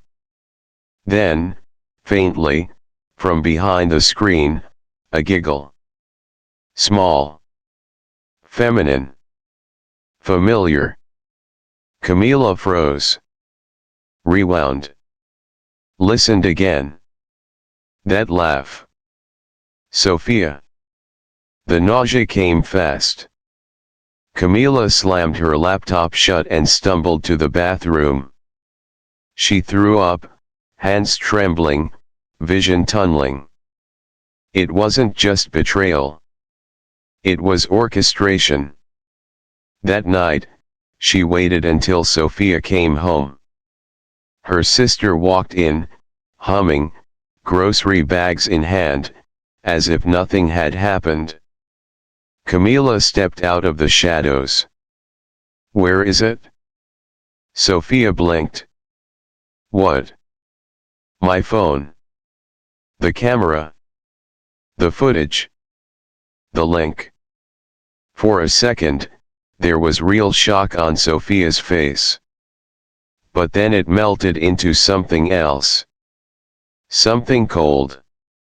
A knowing smirk. So you watched it? Camila moved fast. She slammed Sophia against the wall, the bags falling to the floor. Oranges rolled across the tile. You filmed it? Why? What the hell did I ever do to you? Sophia didn't fight. She looked her sister dead in the eye and said, because you've had everything. Always. The house. The money. The husband. The spotlight. And you still wanted more. Camila stepped back, breath ragged. You set me up. You brought Daniel back. You planned this. I hired him, Sophia said simply. He was broke. Easy to convince. I told him it was just a game. Record it? Make it look real. Camila whispered, but it was real. Sophia smiled. Was it? The door slammed. Camila left without taking her coat. But the damage had already started. 2 days later, Edward served her divorce papers. Delivered to her by a courier with eyes that wouldn't meet hers. No note. No confrontation. Just cold ink on paper. Their joint accounts? Frozen. The house? His lawyers filed an injunction to evict her, citing moral grounds. Camila tried to call him. No answer. She emailed. No reply. The silence was louder than rage. And then came the second blow. A legal notice from Sophia's attorney. A petition to challenge Camila's authority as executor of their family estate. The claim? Gross moral misconduct and evidence of behavior unbecoming of a trustee. She shouldn't control family money, Sophia had written in her statement. She lacks judgment. News travels fast in Athens. Camila became the woman from the video. Whispers followed her into every room. People turned away at grocery stores. Charity boards revoked her membership. Her once pristine reputation turned to ash. And Sophia? She flourished in the wreckage. Camila confronted her one last time, this time in public. Outside the lawyer's office, rain soaking both of them. You ruined me. Sophia pulled up her umbrella with theatrical calm. No, you ruined yourself. I just helped speed up the process. Why? You're my sister. Sophia's voice was steel. You were never a sister to me. Just a polished statue I was supposed to bow to. This is balance. Camila stared at her, silent. Then turned and walked into the downpour, soaked, broken, and utterly alone. That night, she sat in her darkened bedroom, or what was still hers until the court said otherwise, and stared into the void of her reflection. Her face was thinner, her eyes lined with fear. She whispered into the silence, how could she do this to me? No answer came. Only the echo of her own voice and the slow unraveling of the life she thought she controlled. Her phone rang. Unknown number. She let it ring. The only voice she wanted to hear had already betrayed her. Twice. The house no longer felt like a home. It was a waiting room for exile, stripped of comfort, heavy with dust and silence. Camila spent her nights combing through old devices, receipts, memories she never wanted to revisit. Somewhere in the digital ruins of her life, there had to be something that could fight back. And then she found it. A voice memo, tucked in an old backup on her tablet. It was from 2 months ago, the night after Sophia's third failed job interview.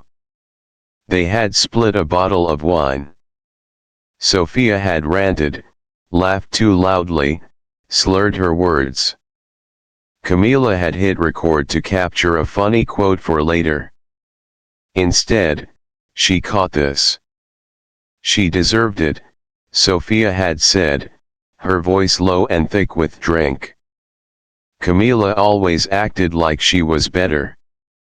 Always made me feel small. Well, not anymore. Let her rot. It was short, but damning. Camila played it again. And again. She dug deeper. Bank statements. She traced a series of transfers from Sophia's account to a PayPal address under a fake name. But the routing number matched Daniel's old records. Camila still had their shared tax info from college. She printed it all. Highlighted every date. She wasn't going down without a fight. The lawyer she found wasn't sympathetic. But he was smart. Older, sharp eyes, gray beard, and a quiet loathing for liars. This won't win you a full reversal, he told her. But it may get the court to pause. That recording, it's not a confession. But it suggests motive. And motive matters. They filed a formal counterclaim. The court date was set. The courtroom was cold. Pale walls, buzzing lights. Camila sat in her best navy dress, hair pulled tight, hands clenched around a pen that didn't work. Sophia arrived in beige. Soft, fragile. Her makeup was perfect, but her voice trembled just enough. She cried while testifying, said she loved her sister, said Camila had suffered a breakdown after her affair became public. She started accusing me of impossible things, Sophia told the judge. I was trying to help her, but she lashed out. I think it's the shame. Camila's jaw tightened. Her lawyer stood and played the voice memo. The courtroom went still. Camila didn't look at Sophia. But she heard her sister suck in a breath, too loud to be innocent. It proves she held malice, the lawyer said. And when paired with financial links to Daniel Roth, a man no longer reachable by law enforcement, it suggests coordination. Sophia's attorney objected. The court allowed the evidence, but only as context. In the end, the judge spoke carefully. There wasn't enough to criminally convict Sophia. But there was enough doubt. Enough misbehavior. Enough weight. The estate would be split. Camila would retain part of her inheritance. A reduced share, but more than Sophia wanted her to have. The judge cited moral ambiguity, emotional manipulation, and the unusual disappearance of Daniel Roth. Camila walked out of the courtroom into pale morning light. She wasn't victorious. She wasn't vindicated. But she had not been erased. Sophia didn't speak to her. The younger woman got into her car, slammed the door too hard, and drove off like she could outrun what had been exposed.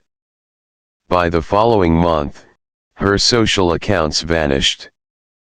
Word spread. Jobs stopped calling.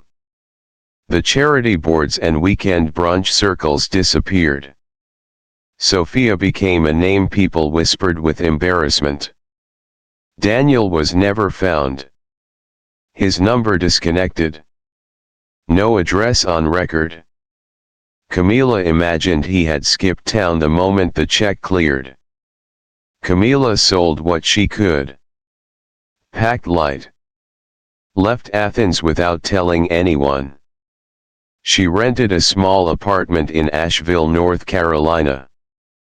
Quiet streets. A bookstore downstairs. The sound of rain on the roof every night. She walked a lot, cooked simple meals. Spoke only when spoken to. Her phone stayed silent for days at a time. And she liked it that way.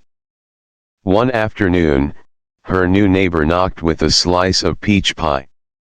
They talked for 10 minutes. He didn't ask about her past. And she didn't offer it. That night, she opened the window and let the cold wind fill the room. She had not won. Not in the way people think of winning. But she was not destroyed. And sometimes, survival was enough. The truth doesn't always save you. But it can stop you from disappearing. And that, Camila finally understood, was its own kind of justice. The mornings in Augusta were quieter than Athens. Softer somehow. The trees outside Camila's apartment barely moved, even when the wind tried. Everything about her new life felt muted, like a photograph taken in overcast light. She liked it that way. She worked at the front desk of a small legal clinic, nothing glamorous, but steady. Clients came and went, mostly tired people with tired problems. Camila answered phones, managed appointments, filed papers. No one there knew who she had been. No one asked.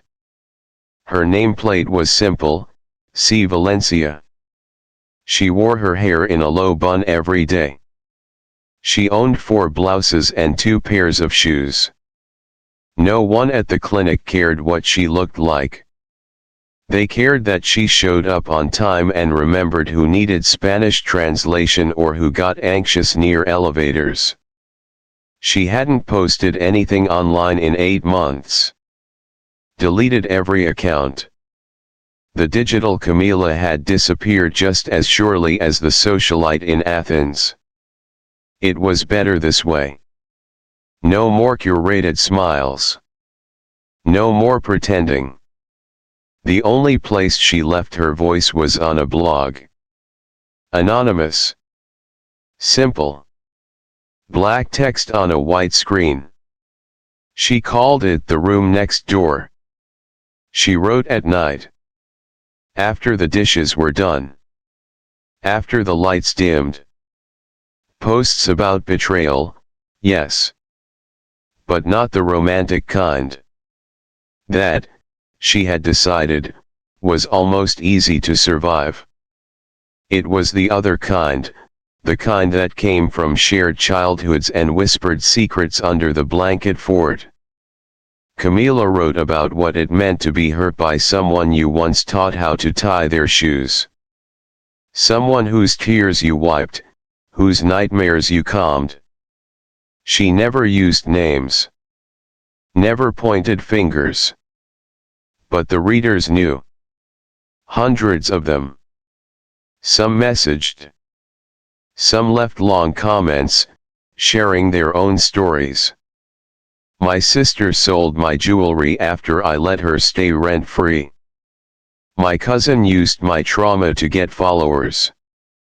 I was gaslit for years by my mother and thought it was love.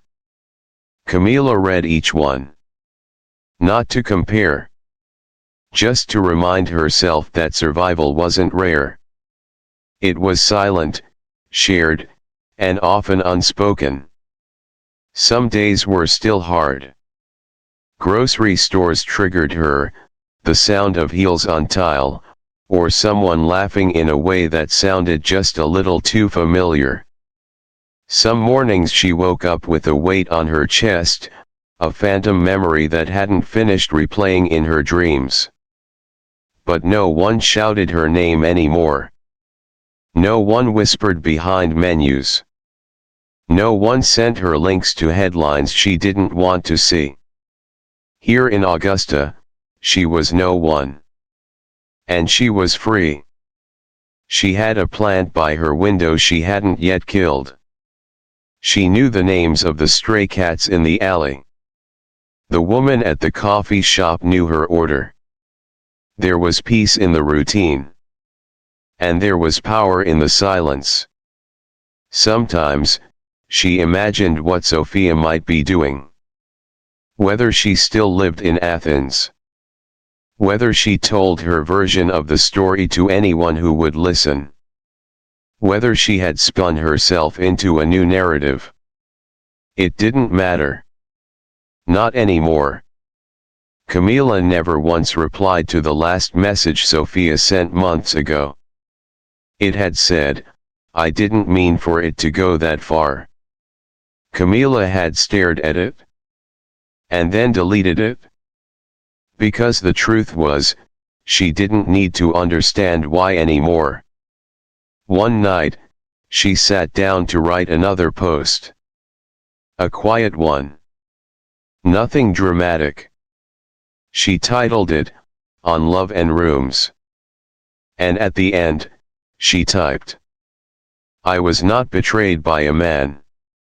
Not truly. I was betrayed by someone I used to sing to sleep, back when their world was small and mine was full of promises. There is no pain like the kind that shares your blood. No grief like the kind that wears your face in photographs. But I'm still here. I eat. I breathe. I laugh. Not as often. But I do. I am not healed. But I am not gone." She posted it, closed her laptop, and made tea. That night, she dreamed of nothing. And for the first time in a long while, that was enough. Up next in the series. 6. Reggie from Valdosta, his girlfriend disappeared, and so did his marriage. He thought the worst was the affair. He was wrong. Reggie had everything under control until the woman he was cheating with vanished without a trace. The whispers began. His wife left. His life unraveled. For 6 years, the truth stayed buried. And then she came back, with a secret no one was ready to face. "I used to believe a man could love 2 women at once. That it wasn't about betrayal, it was about balance. One kept the house warm. The other kept his blood moving. Tina was the warmth. She folded my socks, made French toast on Sundays, and kissed my cheek every morning before I left for the bank.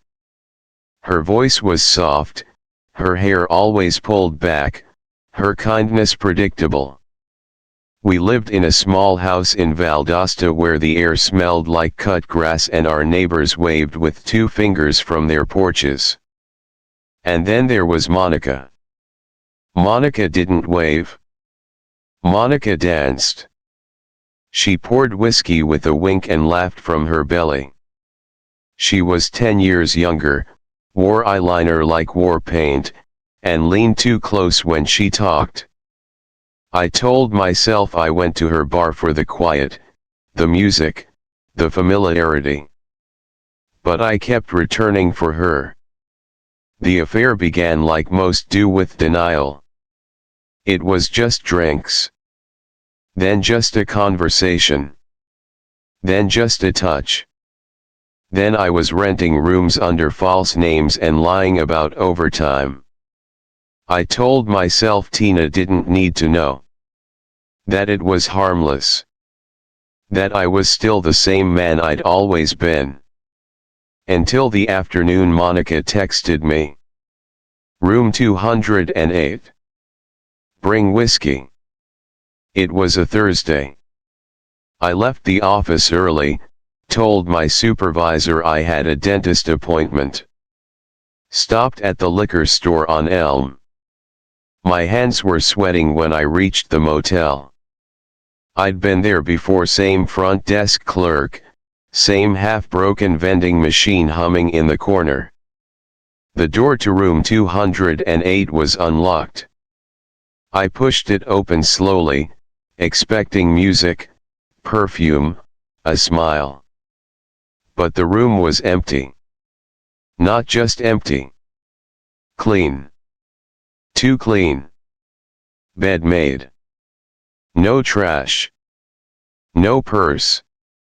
No scent of her perfume. Just a quiet stillness that pressed against my chest. I waited. 20 minutes. 30. I called.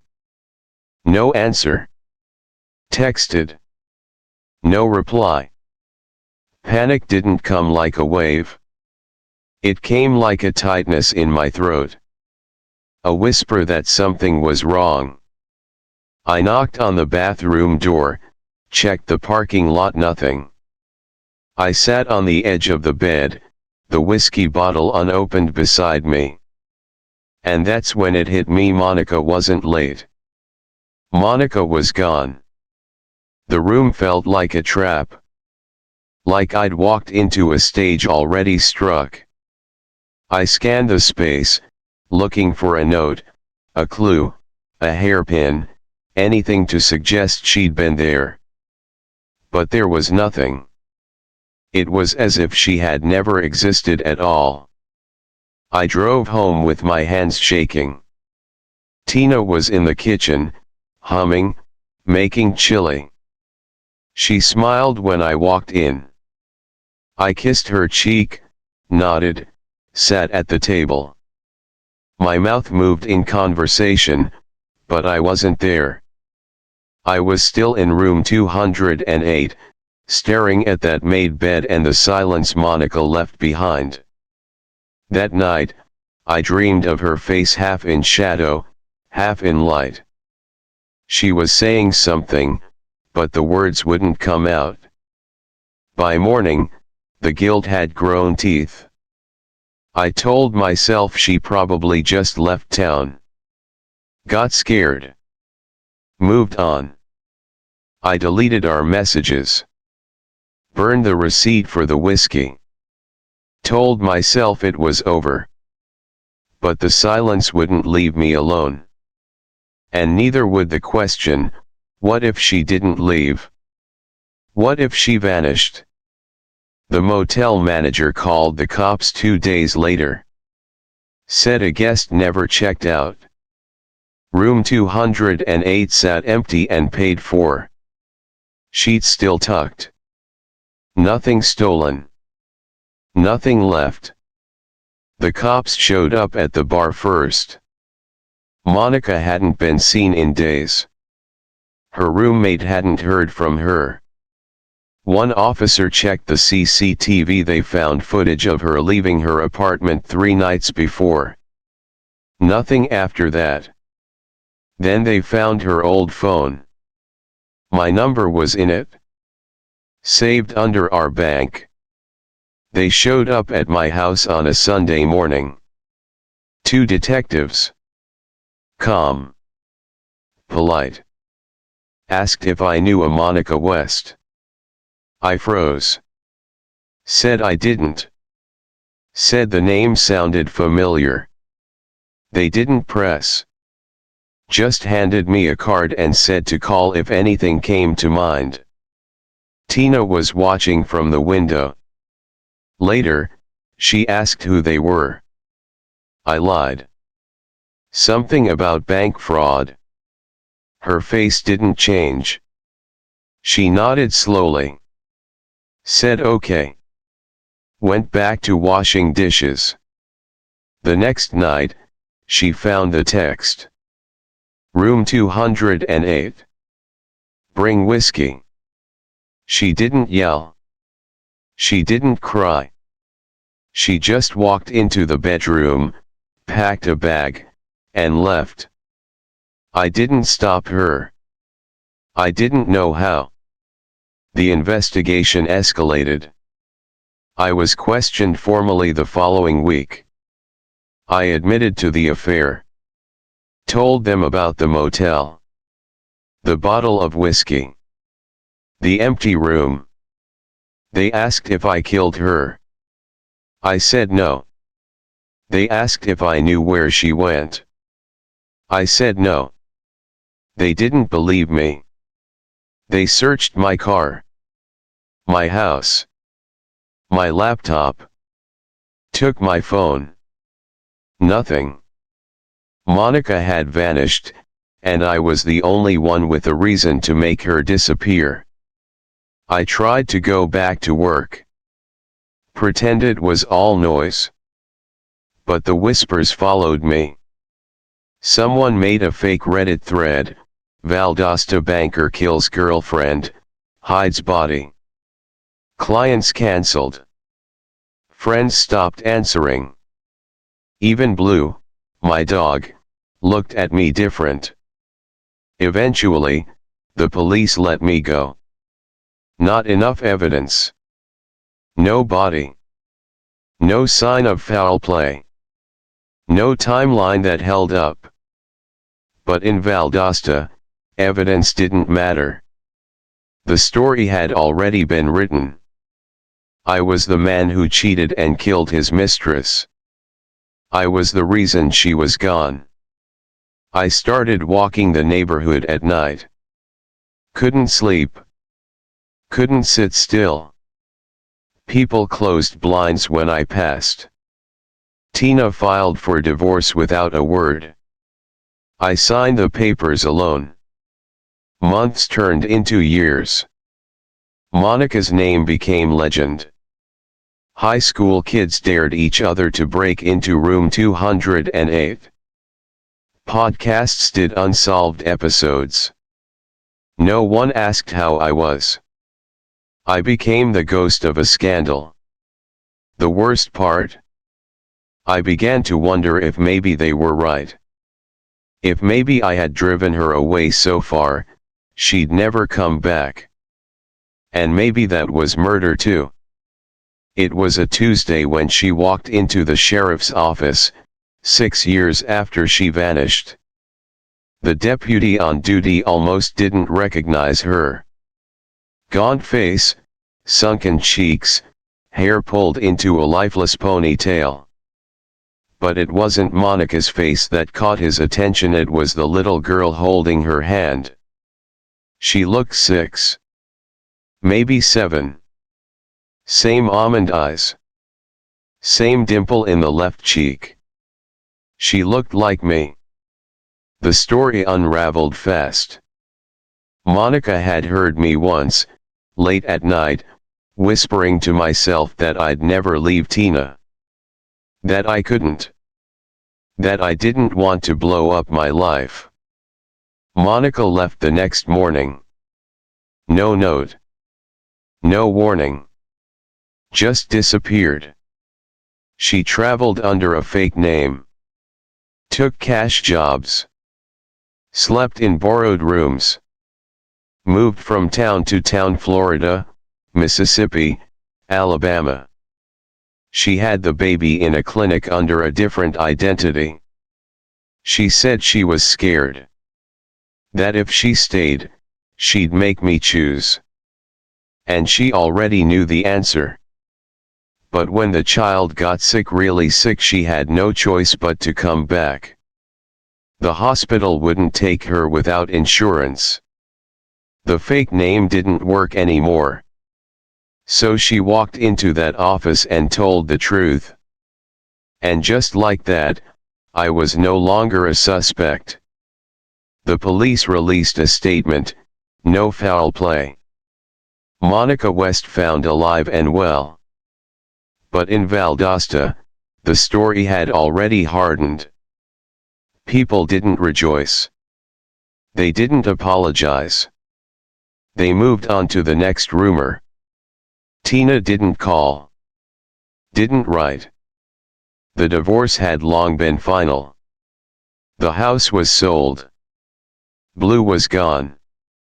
Monica asked if I wanted to meet the girl. Her name was Emily. The first time I saw her, she clung to Monica's leg like I was a stranger. Because I was. We sat in a quiet park. I brought a book. She played in the grass. Monica watched from the bench beside me, hollowed out by the years, by the weight of what she'd done, by what I never had the courage to say. There was no big apology. No screaming. No closure. Just silence. And the quiet understanding that sometimes, everyone loses. I saw Emily twice more. She never called me Dad. I never asked her to. There's no justice in stories like mine. Just exits. Just ghosts. And a child with my eyes who may never know the whole truth. Maybe that's mercy. I live alone now. A small town 3 hours from where everything happened. It has one gas station, one diner, and a post office that closes at 3 p.m. I work nights at the gas station. I sweep the floor. Restock the drinks. Make small talk when I have to, but mostly I don't. No one here knows me as the man who made headlines. No one here calls me anything at all.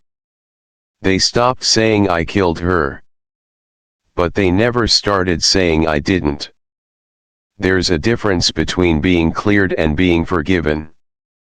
I learned that too late. Sometimes a kid comes in with her dad and asks for candy. She has the same eyes as Emily. Almond-shaped. Curious. I never say anything. I still get letters from Florida. From Monica. Mostly updates. Medical appointments. Report cards. A few pictures. Emily is growing fast. She likes drawing, Monica says. She has a quiet way of speaking. I never write back. I want to. But what would I say? There's a letter I wrote once. Never sent. Folded and refolded so many times it's soft at the edges. I didn't kill her. But I didn't lie much after she left, either.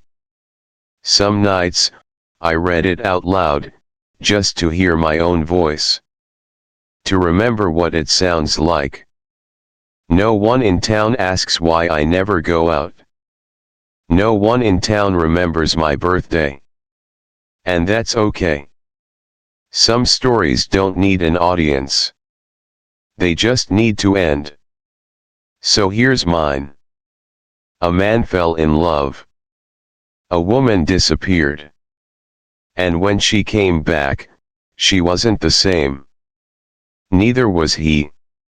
Reggie's story ended in silence. But Jasmine's story begins with forgiveness and ends with something far more cruel. She forgave her husband's affair. She believed they could rebuild. Start a family. Heal.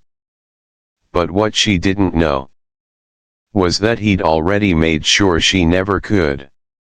In the next episode of 10 True Affair Stories from Georgia, the betrayal doesn't come with lipstick on a collar. It comes in medical records. In irreversible choices.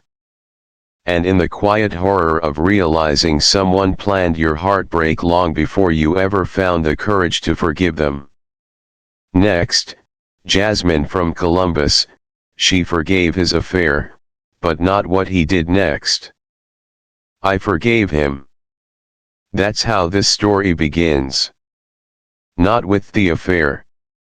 Not with the lies. But with the quiet decision I made at 2:47 a.m., sitting alone at the edge of our bed, staring at the man I thought I knew curled in sleep, mouth slightly open, like nothing had happened. Malik had told me everything 2 nights before. Or at least everything I asked for. One night. A woman from a work trip. A mistake. A moment of weakness. He cried. I didn't. I listened. I broke. And then I forgave. Because I loved him. Because we had history. Because the idea of throwing it all away felt heavier than the betrayal itself. So we started over. Therapy twice a month. A weekend in Charleston.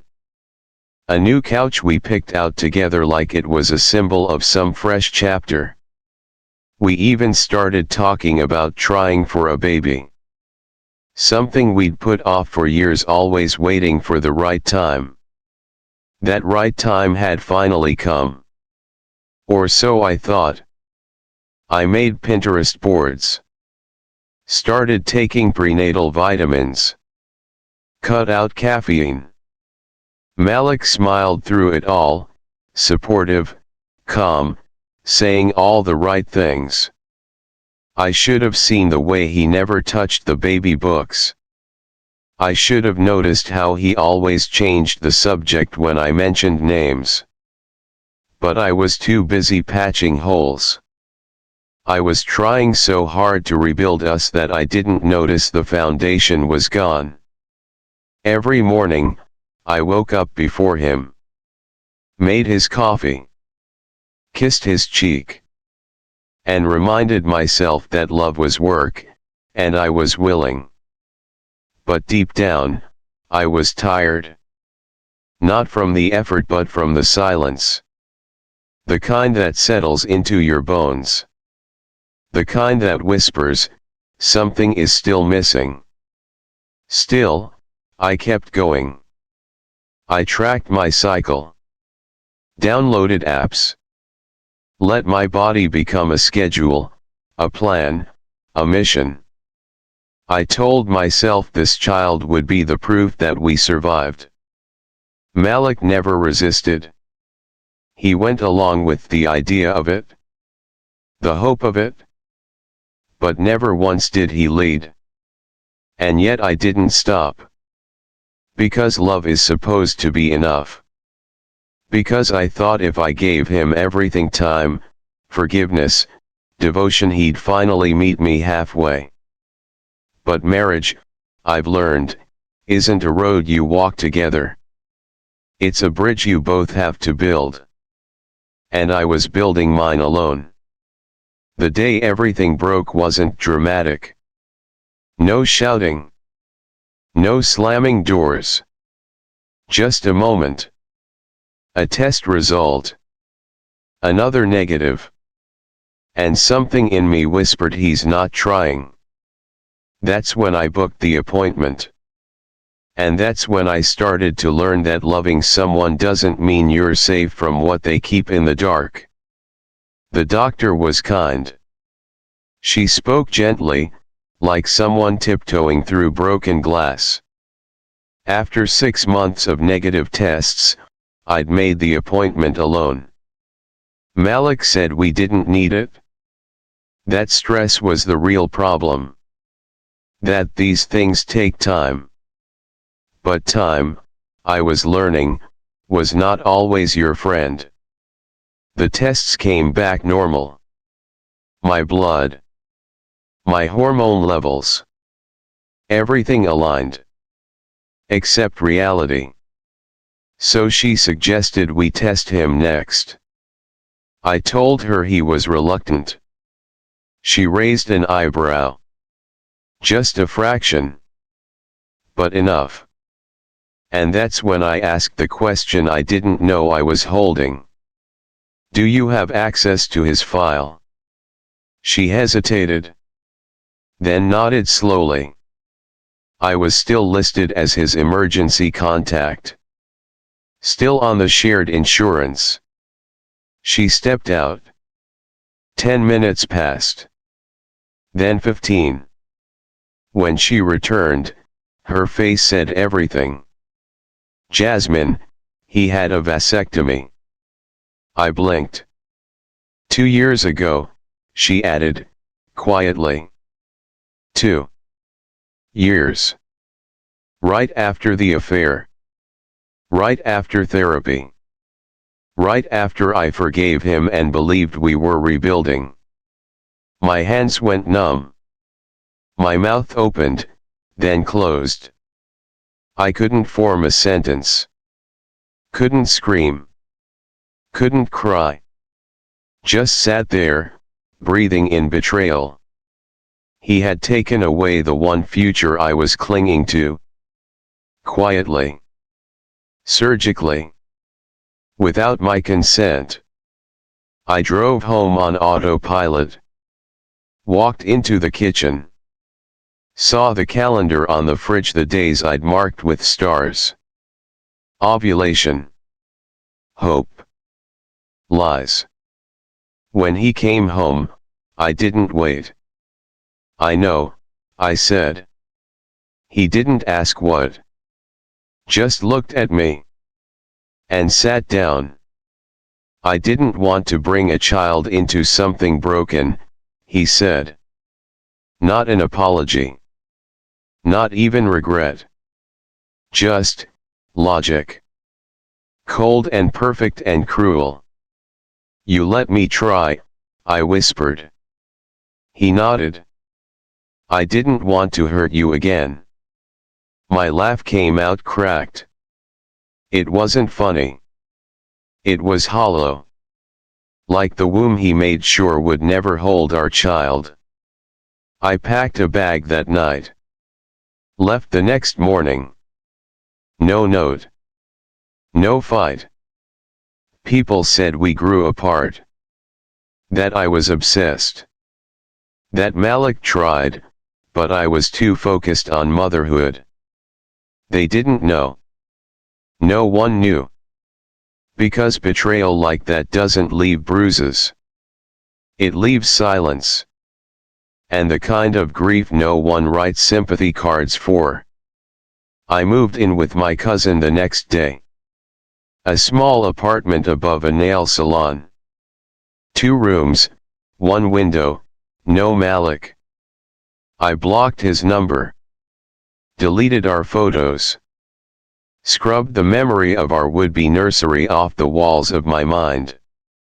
For a week, I didn't cry. Then one night, I opened my laptop and started to write.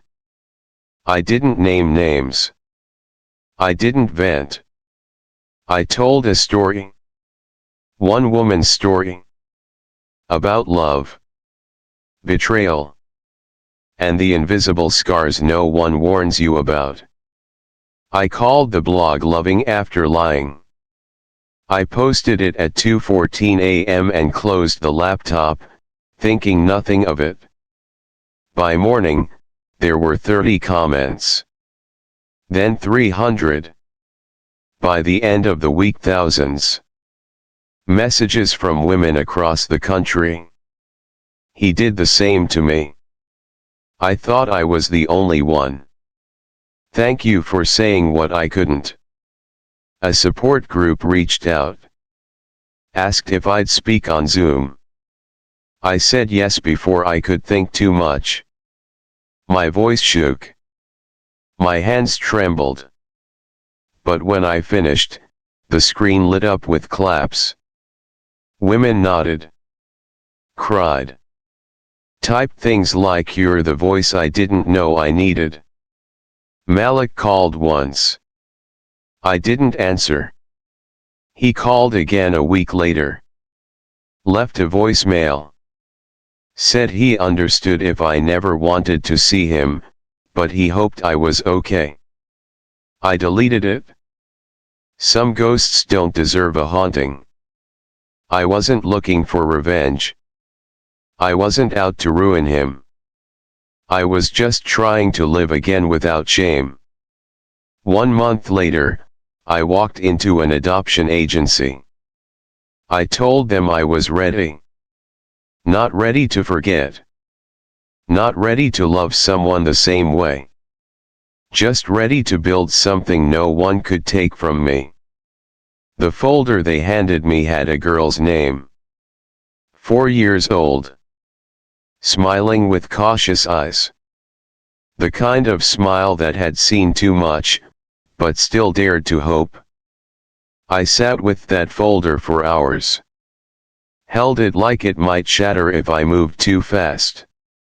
And in that moment, I realized something. I wasn't broken. I was beginning. I wrote one more blog entry that night. I forgave him. Not because he asked. Not because he changed. But because forgiveness is how I set myself free. Forgiveness doesn't mean returning. It doesn't mean silence. And it sure as hell doesn't mean staying. Jasmine lives alone now. A small rental house with chipped paint and wildflowers that grow without permission along the fence line. She writes every morning. Not just blog posts anymore but chapters. A manuscript. A book about the betrayals that don't leave bruises. About the wounds made with silence, absence, and quiet decisions behind closed doors. She calls it, The Weight of What's Not Said. It's not a revenge book. Not a tell-all. It's a mirror for women who keep waking up wondering what part of themselves they gave away trying to be enough. Jasmine doesn't speak of Malik in interviews. But in her private journal, she wrote, "He chose to end what I was still fighting for. Not with words. But with a scalpel. No one knows where Malik is now. Some say he moved north. Others say he never left. But no one's seen him with someone new. No wedding band. No photos. No story." Jasmine never wonders why. Some men don't stop loving. They just stop showing up for it. She doesn't need closure. She needs breath. And space. And a life built on truths she chooses.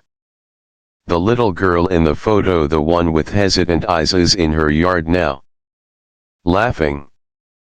Running in loops around a sprinkler. Her name is Maya. Jasmine watches from the kitchen window. A coffee in one hand. A draft of chapter 12 in the other. She's not sure what motherhood will look like yet. But she's sure of this. She's no longer living inside someone else's lie. She's writing her own story now. And this time, no one edits it but her. Jasmine's story ends with healing. A truth reclaimed. A new beginning chosen. But for Travis from Albany, the ending never came. Because the moment he asked for the truth, his wife disappeared with their children. No note. No warning. No goodbye. Just 2 empty beds. And a 4-year search that led investigators across 3 states. And finally, to a decaying house tucked deep in the woods near the Florida border. In the next episode of 10 True Affair Stories from Georgia, we uncover a case where infidelity was just the beginning. And the lies were only the first thing that vanished. Next, Travis from Albany, she lied about the affair, then vanished with their kids.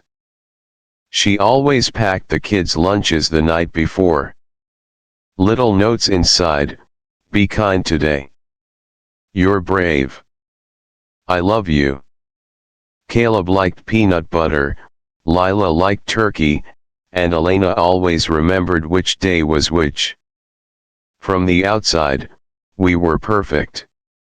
A quiet house on Maple Street in Albany. A swing set in the yard. 2 cars in the driveway. A fridge with family schedules and handprint art.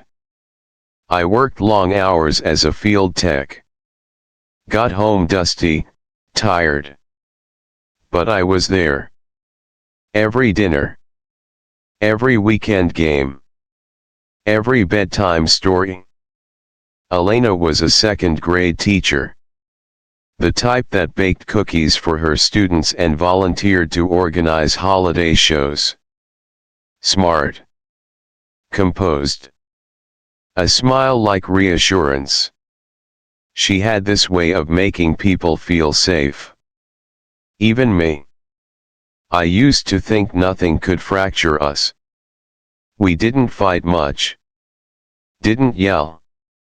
Our life moved in rhythms soft, predictable. Then I saw the message. Her phone was face up on the counter. She was upstairs bathing the kids. The notification lit up. From Jason, work. Miss that smile today, winky face, just a sentence. A wink. But it hit like a punch. I stared at it too long. Memorized the emoji. The way he said today, like it wasn't the first time. When she came down, I asked. Not with anger. Just confusion. Elena, who's Jason? She didn't even flinch. Jason? Oh.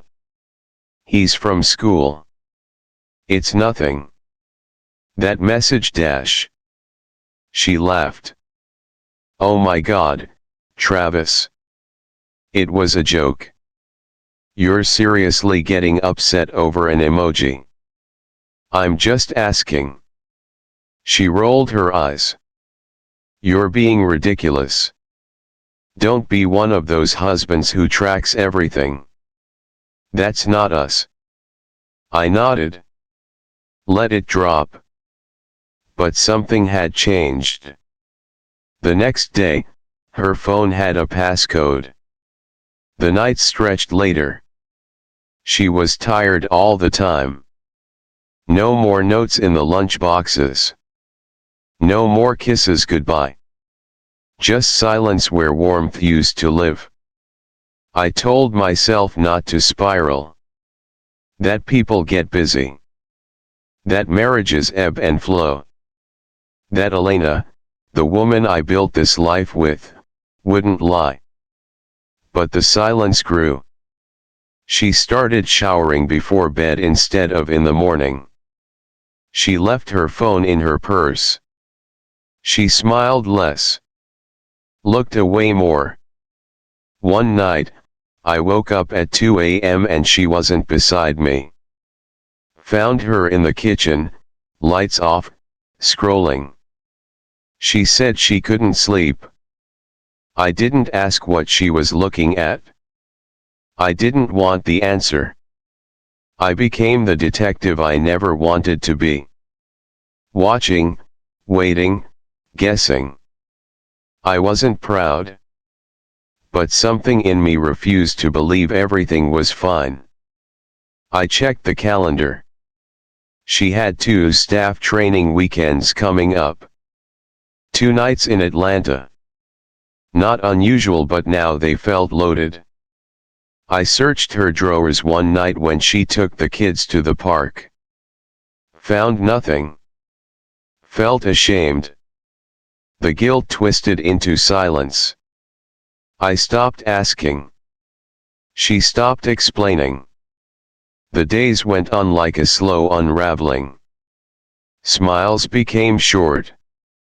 Touch disappeared. Dinners turned quiet. One night, she said, "We're just tired. We'll be okay." but her eyes said, "You're losing me." I didn't know then that she wasn't just slipping away. She was planning her exit. It was a Tuesday when I followed her. Not out of rage. Not even desperation.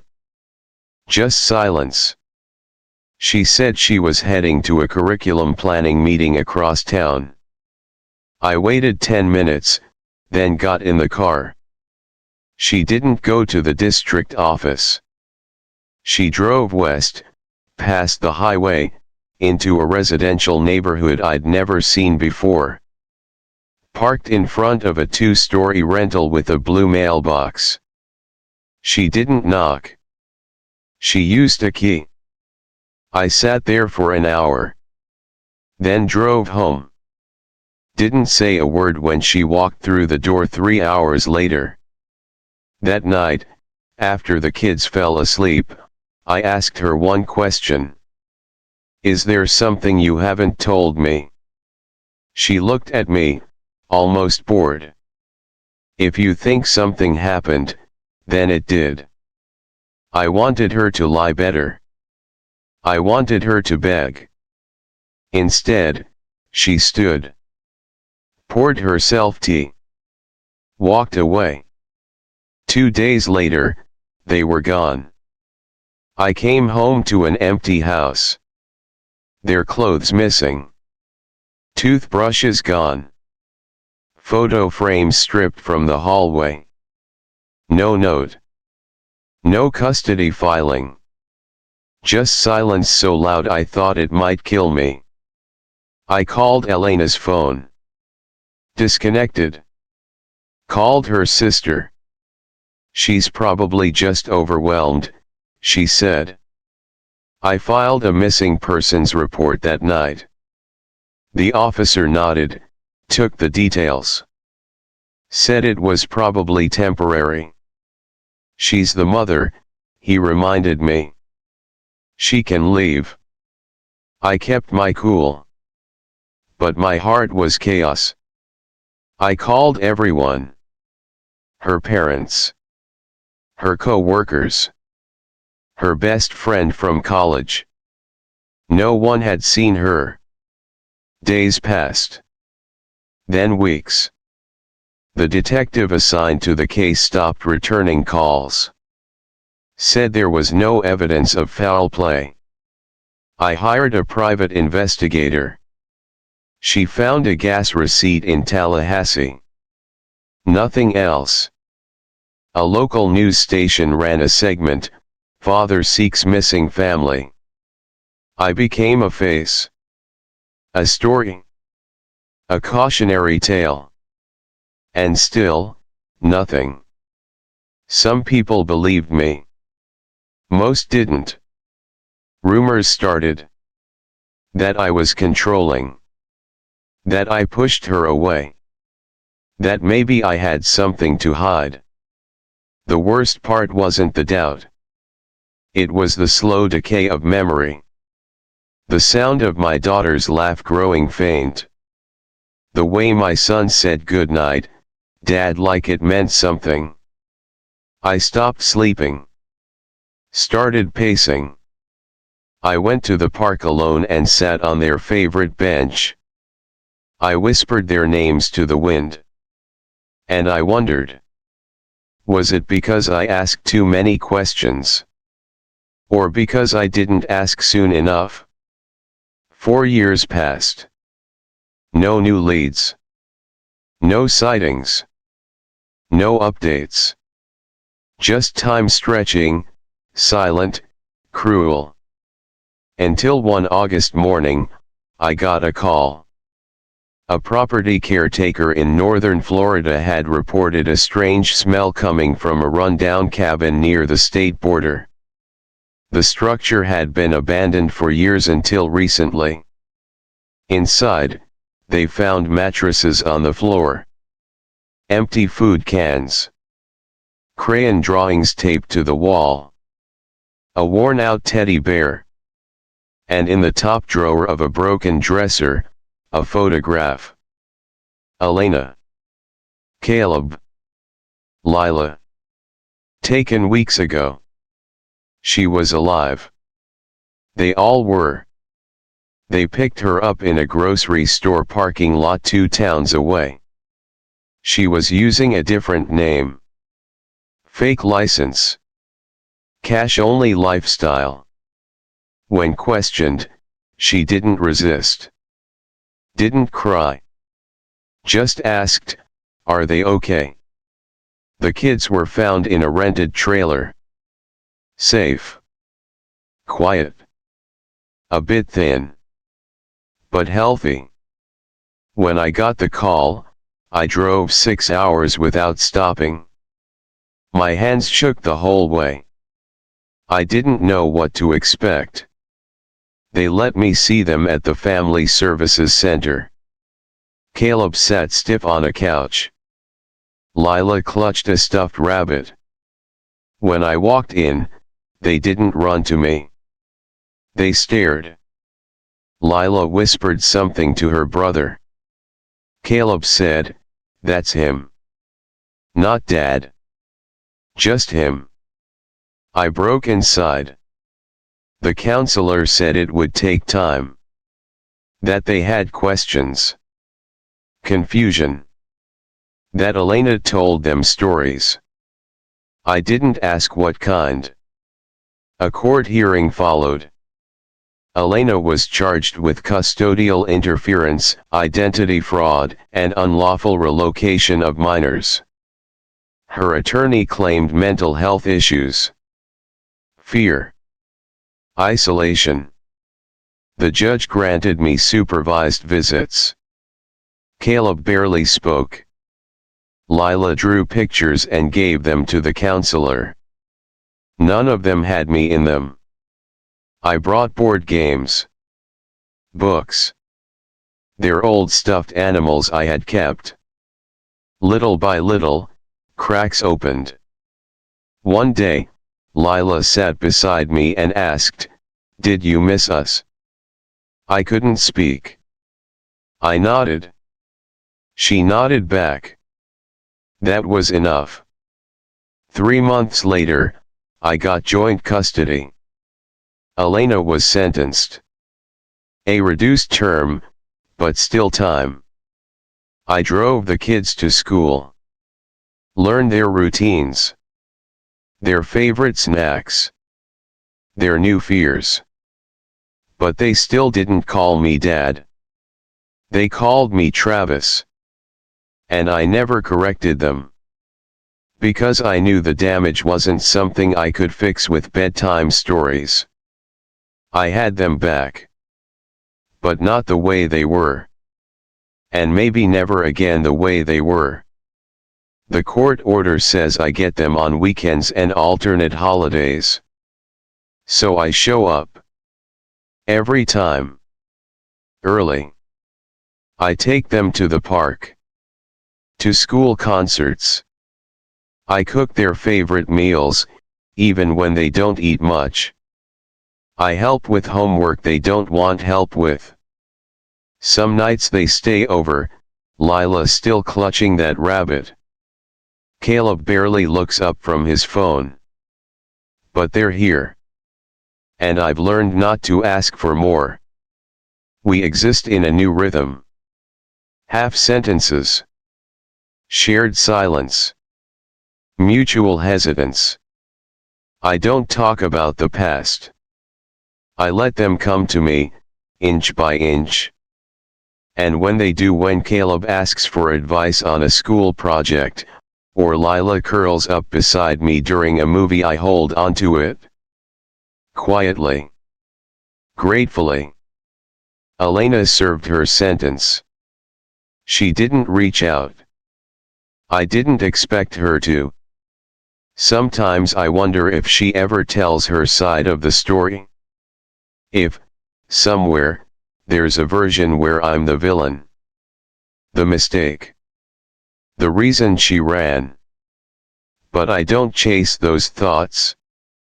I let them pass like trains I refuse to board. My therapist once asked if I forgave her. I said I don't think forgiveness is the point. There's no clean ending. No one gets applause. There's only what's left when the wreckage settles. I recorded a voice memo once. Never sent it. Never even played it back. Just needed to say it out loud. She didn't just leave me. She took our past, our present, and the future we were supposed to have.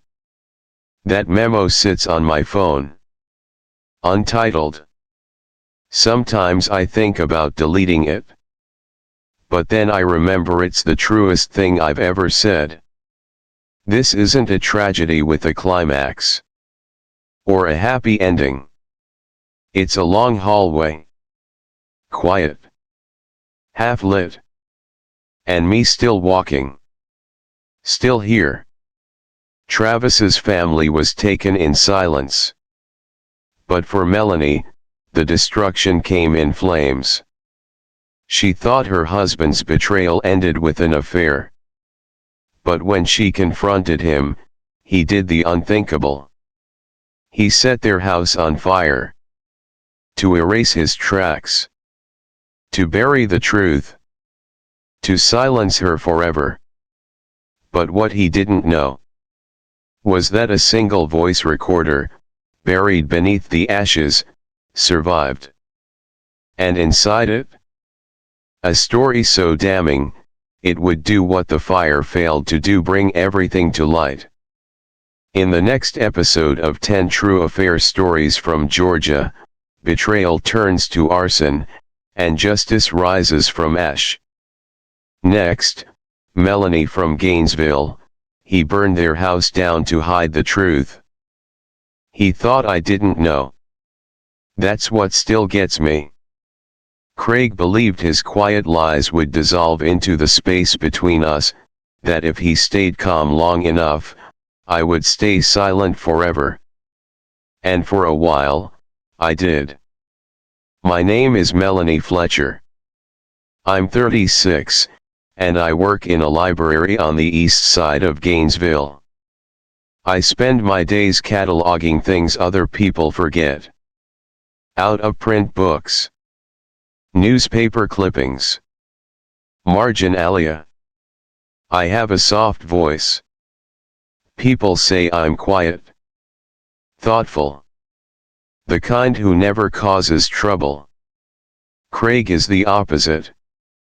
A tall man with a builder's hands and an engineer's mind. People like him.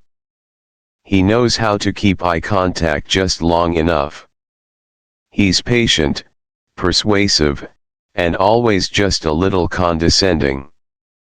We were married for 9 years. And I thought we were fine. Until one day, I realized I hadn't laughed around him in almost 6 months. He started working late more often. Leaving his phone face down. Changing passwords. Smelling like unfamiliar cologne. All the signs were there if I'd wanted to see them. But I didn't want signs. I wanted proof.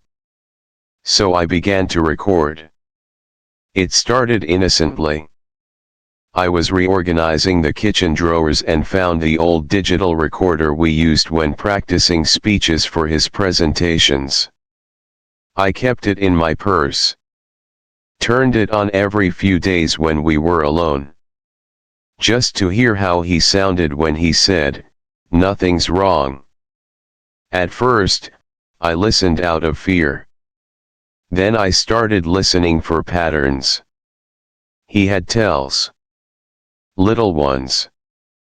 The way his voice clipped at the end of sentences. How he paused before saying my name. His calm wasn't calm, it was control. I didn't confront him. I asked things sideways. What did you do last night after work? You were quiet this morning. Do you still feel connected to us? To me. Each time, he gave me just enough to feel guilty for asking. You worry too much. Work's been stressful. "You're not making this easy." So I stopped asking. And I kept recording. He never hit me. Never yelled. He didn't need to. His distance was weapon enough. We still had dinner together. Still hosted friends. Still smiled in photos. But inside our house, there was a silence that grew like smoke in a closed room. I started hiding the recordings in USB drives. Labeled them as book lists. Stored them in a locked metal box under my side of the bed. Not because I planned to use them. Just because I needed a version of my life that couldn't be erased by his voice. One night, after a particularly cold dinner, I stood in the bathroom brushing my teeth and looked at myself in the mirror for a full 5 minutes. I looked the same. But I couldn't remember the last time I felt like myself. I reached into the cabinet, took the recorder out of my purse, and pressed record. And into the mirror, I said, "He thinks I don't know. But I do. I just don't know what to do with it yet." Then I turned off the recorder, hit it again, and went to bed beside the man who didn't know he was being watched by the only person still paying attention. It happened on a Thursday. I had spent the afternoon at my sister's house across town. We were reorganizing old family photo albums.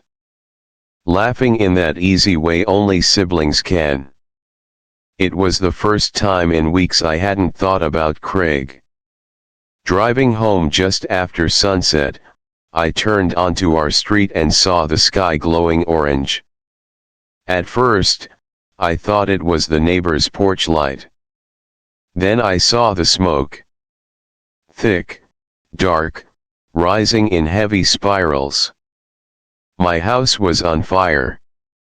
Flames crawled up the siding like fingers. Windows burst one by one. People were outside, some filming, some just watching. I didn't scream. I pulled over, got out, and stared. By the time the firefighters got it under control, everything was gone. Inside that house was my history. My wedding dress. My childhood journals. My USB drives. My recordings. All of it ashes. Except for one thing. In the days after, Craig told everyone it was an accident. Faulty wiring. Old fuse box. He even said he'd been planning to fix it. He was calm. Collected. Too calm. He filed the insurance claim the next morning. Something inside me snapped into place. I went back to the wreckage 2 days later, when they let me in. What I found was half buried under scorched wood and wet insulation, a small metal box. Charred. Warped. But intact. Inside was a melted USB, and my digital recorder. The screen was cracked. The button stuck. But when I pressed play, I heard static. Then my own voice. "He thinks I don't know. But I do." And then, silence. Craig looked me in the eye that night and said, "It's just stuff. We'll rebuild." I said nothing. Because I knew he wasn't talking about the house. The digital recorder didn't look like much. It was scorched on one side, the screen cracked, one corner melted in. But I took it to a data recovery lab in Tallahassee anyway. Quiet place, unassuming building. The technician said not to get my hopes up. Fire does more than burn, he warned. It erases.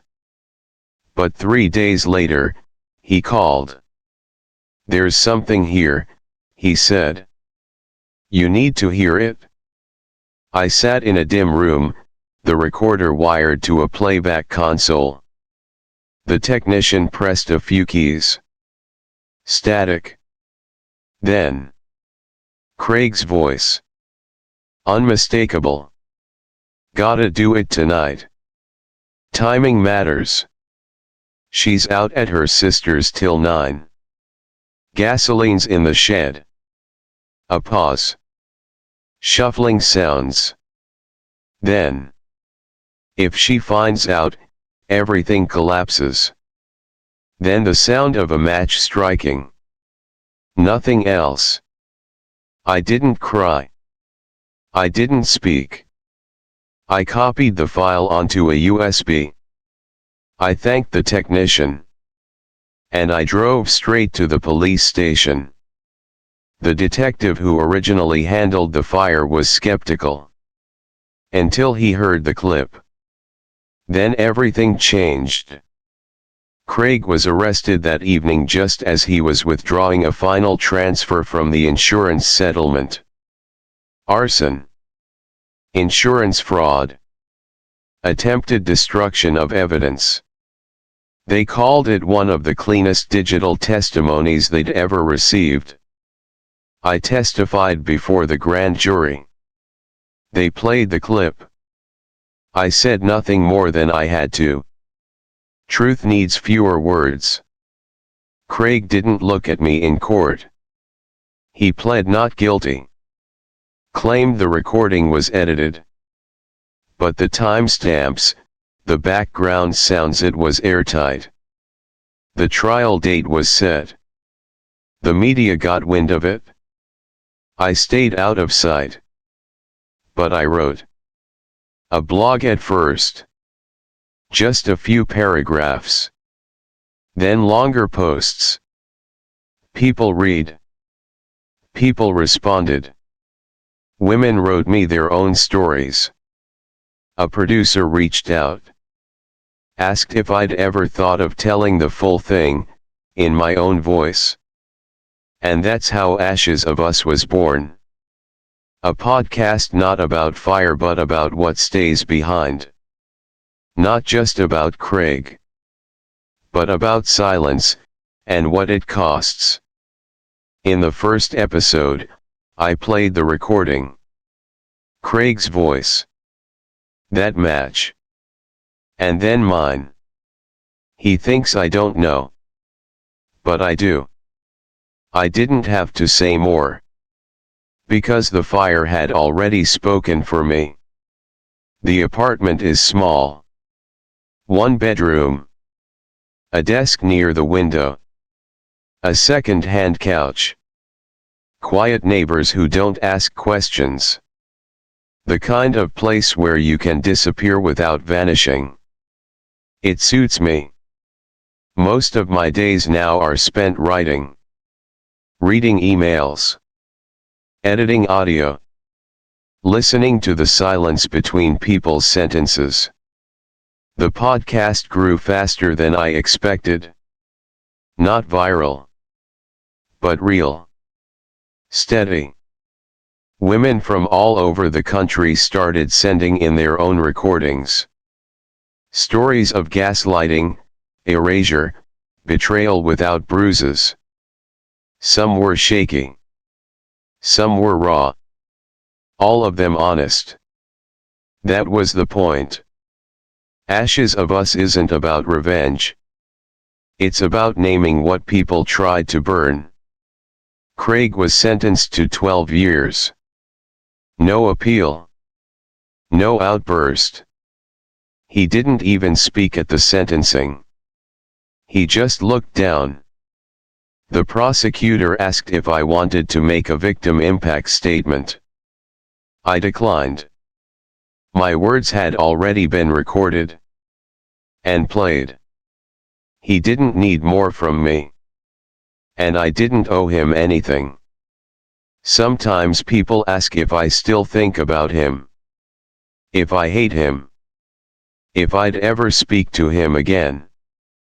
I don't hate him. I just don't carry him anymore. Control needs oxygen. And I've stopped breathing for him. Once a week, I record in my little studio, really just a closet with foam on the walls. I sit. I press record. And I talk. Sometimes it's my story. Sometimes it's someone else's. But it's always ours. There's no intro music. No dramatic effects. Just voice. In the final episode of my first season, I said this. I used to think he'd lie forever. That he'd rewrite our life until only his version survived. But he made one mistake. He tried to erase sound with fire. But fire burns. And sound lives. Then I let the silence play for a full 30 seconds. Because I wanted every woman listening to know. There is power in what remains. Even if all that's left is ashes and a voice that refuses to be silenced. Melanie's story ended in smoke. But Jerome's story will end in silence. The kind that's planned. Cold. Meticulous. He thought he was the one in control. He thought cheating made him powerful. He thought no one saw the lies. But his wife did. And instead of confronting him, she waited. She planned. For 2 years. Not to kill him. Not to expose him. But to strip him of everything. His money, his career, his legacy. And make sure he lived long enough to watch it all fall apart. Because some betrayals don't end in flames. They end in ruins. Next, Jerome from Rome, he was cheating. But she was plotting something worse. He thought he was the predator. But I never ran. I let him believe it, fed the illusion one thread at a time. Because when someone thinks they're in control, they don't look down to see where they're stepping. And Jerome never saw the net tightening. Jerome Bryant. 44. Real estate mogul in Rome, Georgia. The kind of man people introduced with a wink and a story. He could sell you a dream home and make you feel lucky to owe him. Tall, tan, with a sharp laugh and perfect shirt sleeves. Women liked him. He liked that they liked him. He liked it a little too much. I knew before anyone said a word. Not because of lipstick stains or late-night phone calls. But because of how he changed his cologne. How he started complimenting me just a little too precisely, like he was practicing sincerity. The way he didn't kiss my shoulder in the morning anymore. My name is Vanessa Bryant. 41. Financial director for a mid-size logistics firm. I graduated top of my class at Spelman. People used to tell me I was born to run a boardroom. Jerome used to say I was the smartest woman he ever met.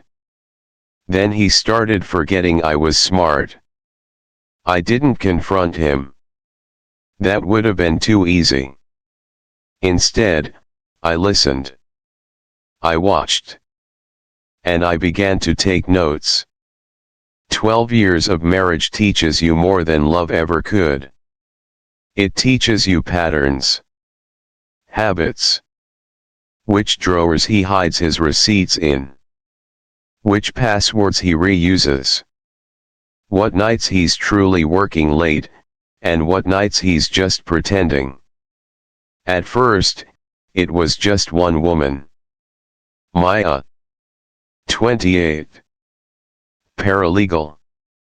Blonde, petite, all surface sparkle. I found her through a charge on our joint account, one of those high-end bars with velvet menus. Then another at a boutique hotel across town. I never asked questions. Instead, I bought a new notebook. A red one. Inside, I wrote dates, times, names, phrases from overheard calls, transaction codes, bank numbers. It was never rage. It was record keeping. Jerome thought I didn't suspect a thing. He started smiling more at breakfast, like guilt made him generous. Sometimes he bought me flowers, always a little too late, a little too carefully arranged. He didn't realize I stopped loving him years ago. Not because he cheated, but because he underestimated me. I studied him like a spreadsheet. I watched him lie with the ease of muscle memory. And I smiled back, folded his shirts, kissed his cheek. I wasn't waiting for an apology. I was waiting for an opportunity. No one saw the cracks because I didn't show them. To our friends, we were a power couple. Brunch on Sundays, charity galas on Fridays. No one asked if we were happy. They just assumed we were rich enough not to care.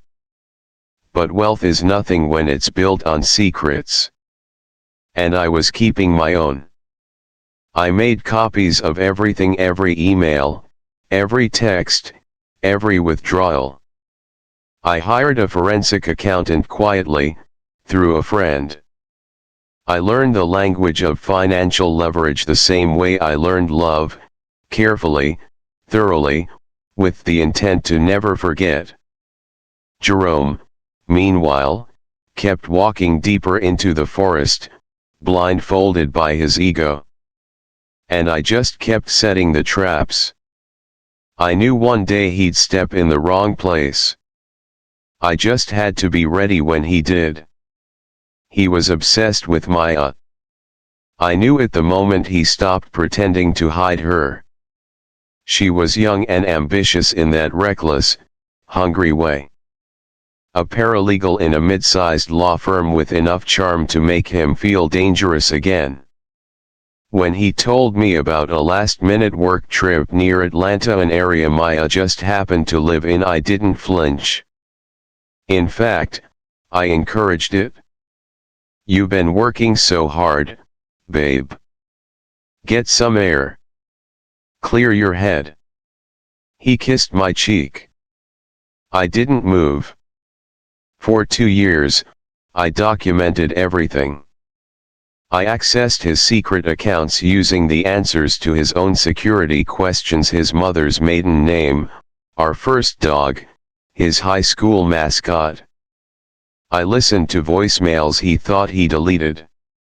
I captured screenshots, recorded conversations on a burner phone I kept hidden in my office drawer. I tracked deposits, real estate contracts, off-the-record transfers. He'd grown careless. Maya had made him sloppy. I noted every discrepancy. Every date that didn't match. Every shell corporation he thought no one knew about. And he trusted I was over it. He smiled more. Told his friends we'd turned a corner. Bought me a bracelet I never wore. Said things like, "See? We're stronger than ever." I nodded. I laughed. I let him believe. Behind the scenes, I contacted a forensic accountant. Paid her in cash through a friend of a friend. She helped me understand how to map the money trail without tipping off banks. I learned to speak her language: passive income, capital concealment, audit flags. It became a second job. And I was good at it. Eventually, I had everything. A stack of files that could paint Jerome not just as a cheater but as a man who knowingly committed financial crimes. The kind that wouldn't just get him divorced. The kind that would get him indicted. When I brought the full documentation to a respected attorney, one known for handling high-profile separations, I expected clarity. Results. Justice. What I got was silence. "This is comprehensive," she said, flipping through the pages. "But Georgia's a no-fault state. Cheating won't impact division of assets unless you can prove financial abuse." I blinked. "Isn't lying, hiding money, moving it illegally financial abuse?" She sighed. "In theory. But it's difficult to prove intent without government cooperation. And these transfers, while shady, are technically clean." My heart didn't break. It calcified. All those months, years of careful work. And the system still gave him the benefit of the doubt. I walked out of her office with a jaw tight enough to ache. Not defeated. Not even angry. Just recalibrated. If love wasn't the battlefield, money would be. But not in court. Not through a judge. I needed a new target. The institutions that had protected him. The board members who looked the other way. The foundations he used to launder his reputation. That's where I'd start. I stopped tracking his affairs. I started following his deals. I showed up at events I knew his investors attended. Asked innocent questions. Posed as a potential partner. Collected names, connections, side conversations. If I couldn't win by being the betrayed wife, I'd win by being the woman who knew too much. And eventually someone would pay attention. Because power fears exposure more than it fears love. And I was done loving. It started with a line item on a quarterly report. Buried beneath the usual real estate jargon, I spotted a property transfer that didn't make sense. It wasn't the transaction itself, it was the name. The signature on the document wasn't Jerome's. And it wasn't mine. It belonged to someone dead. A man who'd passed away 4 years earlier. A cousin of Jerome's, conveniently resurrected to finalize a purchase that shifted millions quietly out of state. He'd committed fraud. That was the first thread I pulled. And the whole sweater began to unravel. Jerome had been declaring inflated values on his property holdings, using the surplus equity to secure loans he never intended to repay. He forged names, funneled assets through trusts, and parked funds offshore under aliases that even I had trouble tracing. But I traced them. Because unlike him, I wasn't sloppy. And unlike the system, I wasn't here to bargain. I sent everything anonymously. Flash drives to the IRS. Redacted documents to his firm's board. Internal memos to a journalist I'd once met during a charity dinner. I didn't need credit. I needed impact. 3 weeks. That's how long it took for his life to start collapsing. He came home one night, eyes red, jaw locked. Threw his keys a little too hard on the marble counter. "I've been locked out of my own damn server," he muttered. "Some kind of audit." I nodded sympathetically. "That sounds stressful." The next day, his assistant didn't show up for work. The day after that, one of his biggest clients canceled a deal without warning. and the following week Maya disappeared. Not literally. But she stopped calling. Blocked his number. Wiped her Instagram. Packed up and left the city. I imagine she Googled him. I imagine she didn't like what she found. Jerome never put the pieces together. He thought it was karma, maybe. Or jealous rivals. He suspected sabotage, sure, but from the outside. He never once turned toward me. Because to him, I had always been the quiet one. The woman behind the scenes. Too good. Too boring. Too loyal. So when I filed for divorce, it didn't even register at first. Now, with everything going on, he asked. I shrugged. Timing is everything. I filed using evidence I knew would look clean to the court: joint tax discrepancies, unexplained withdrawals, emails hinting at concealed income. I didn't mention Maya. I didn't need to. Because this wasn't about infidelity anymore. It was about consequence. His firm froze his shares. The IRS launched a formal investigation. A federal subpoena arrived 2 days after I moved into a quiet apartment with neutral walls and no memory of him. I never saw him cry. But I saw something worse. I saw him shrink. I saw the man who once commanded rooms now struggle to command a sentence. And I breathed not with triumph, but relief. Because I didn't destroy him. I simply revealed him. No one knew it was me. Every envelope I'd sent was unsigned. Every tip was rerouted through burner emails, VPNs, and drop boxes. If they suspected anything, they couldn't prove it. Not even Jerome. I watched him fall from a distance. I protected my son from the worst of it. I shielded my name, my career, my future. And I won. Not because I wanted to hurt him. But because I refused to let him keep everything he built on lies. This was never revenge. It was justice, repackaged in silence. And finally, it was mine. Jerome lives alone now. A one-bedroom rental on the edge of Rome, Georgia. Far from the gated communities and golf courses he once called home. His name isn't in brochures anymore. His smile no longer sells condos.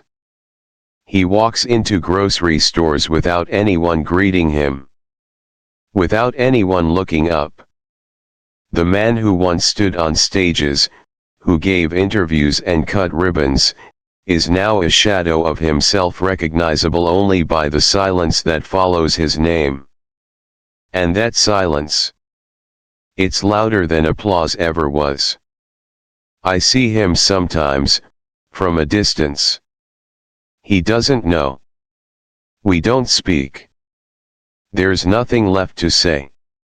He wears his defeat like an old suit, still tailored, still expensive, but wrinkled in places he never used to allow. I didn't want him to suffer. Not exactly. I wanted him to witness. To watch what he'd built collapse, not from fire or fury, but from the rot he buried beneath the foundation. And he has. He's watched every piece of his image burn in slow motion. Watched friends drift. Watched lawyers hesitate. Watched investors erase his name from future ventures. He's alive. And that's the point. Meanwhile, I've started something new. A financial literacy workshop. Free for women. especially those exiting toxic marriages or abusive financial control. I don't tell them my story. I let them tell theirs. I provide spreadsheets, planning tools, legal contacts. I teach them how to read their bank statements like battle maps. How to ask the questions that make men flinch. Sometimes, they ask why I do this. Someone helped me once, I say. It's not a lie. It's just incomplete. I don't need them to know what Jerome did. I need them to know what they can do. The past doesn't visit often. But when it does, it comes quietly. A headline. A whisper. A late-night email from an old friend who now knows the truth but won't say it aloud. I don't mind. My power was never in the telling. It was in the knowing. In a small notebook I keep beside my bed, I write one line every year on the day our divorce was finalized. This year, I wrote, I didn't want him dead. I wanted him conscious. And nothing hurts more than watching yourself lose everything knowing you have no one else to blame. Then I closed the book. And I slept without dreaming. Because justice doesn't always roar. Sometimes, it whispers. And that's enough. They say everything's bigger in Texas. The houses. The secrets. The betrayals. In Georgia, we uncovered affairs that ruined lives, sparked fires, and rewrote fates.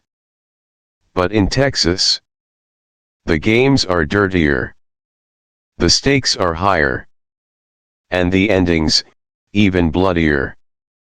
From oil tycoons hiding second families, to housewives with burner phones and 5-bedroom alibis, to pastors, sheriffs, CEOs, and the women who exposed them all. Next up, 10 true affair stories from Texas. Hold on. Because in Texas, loyalty is currency. And revenge never rides alone. Coming soon on Infidelity Chronicles.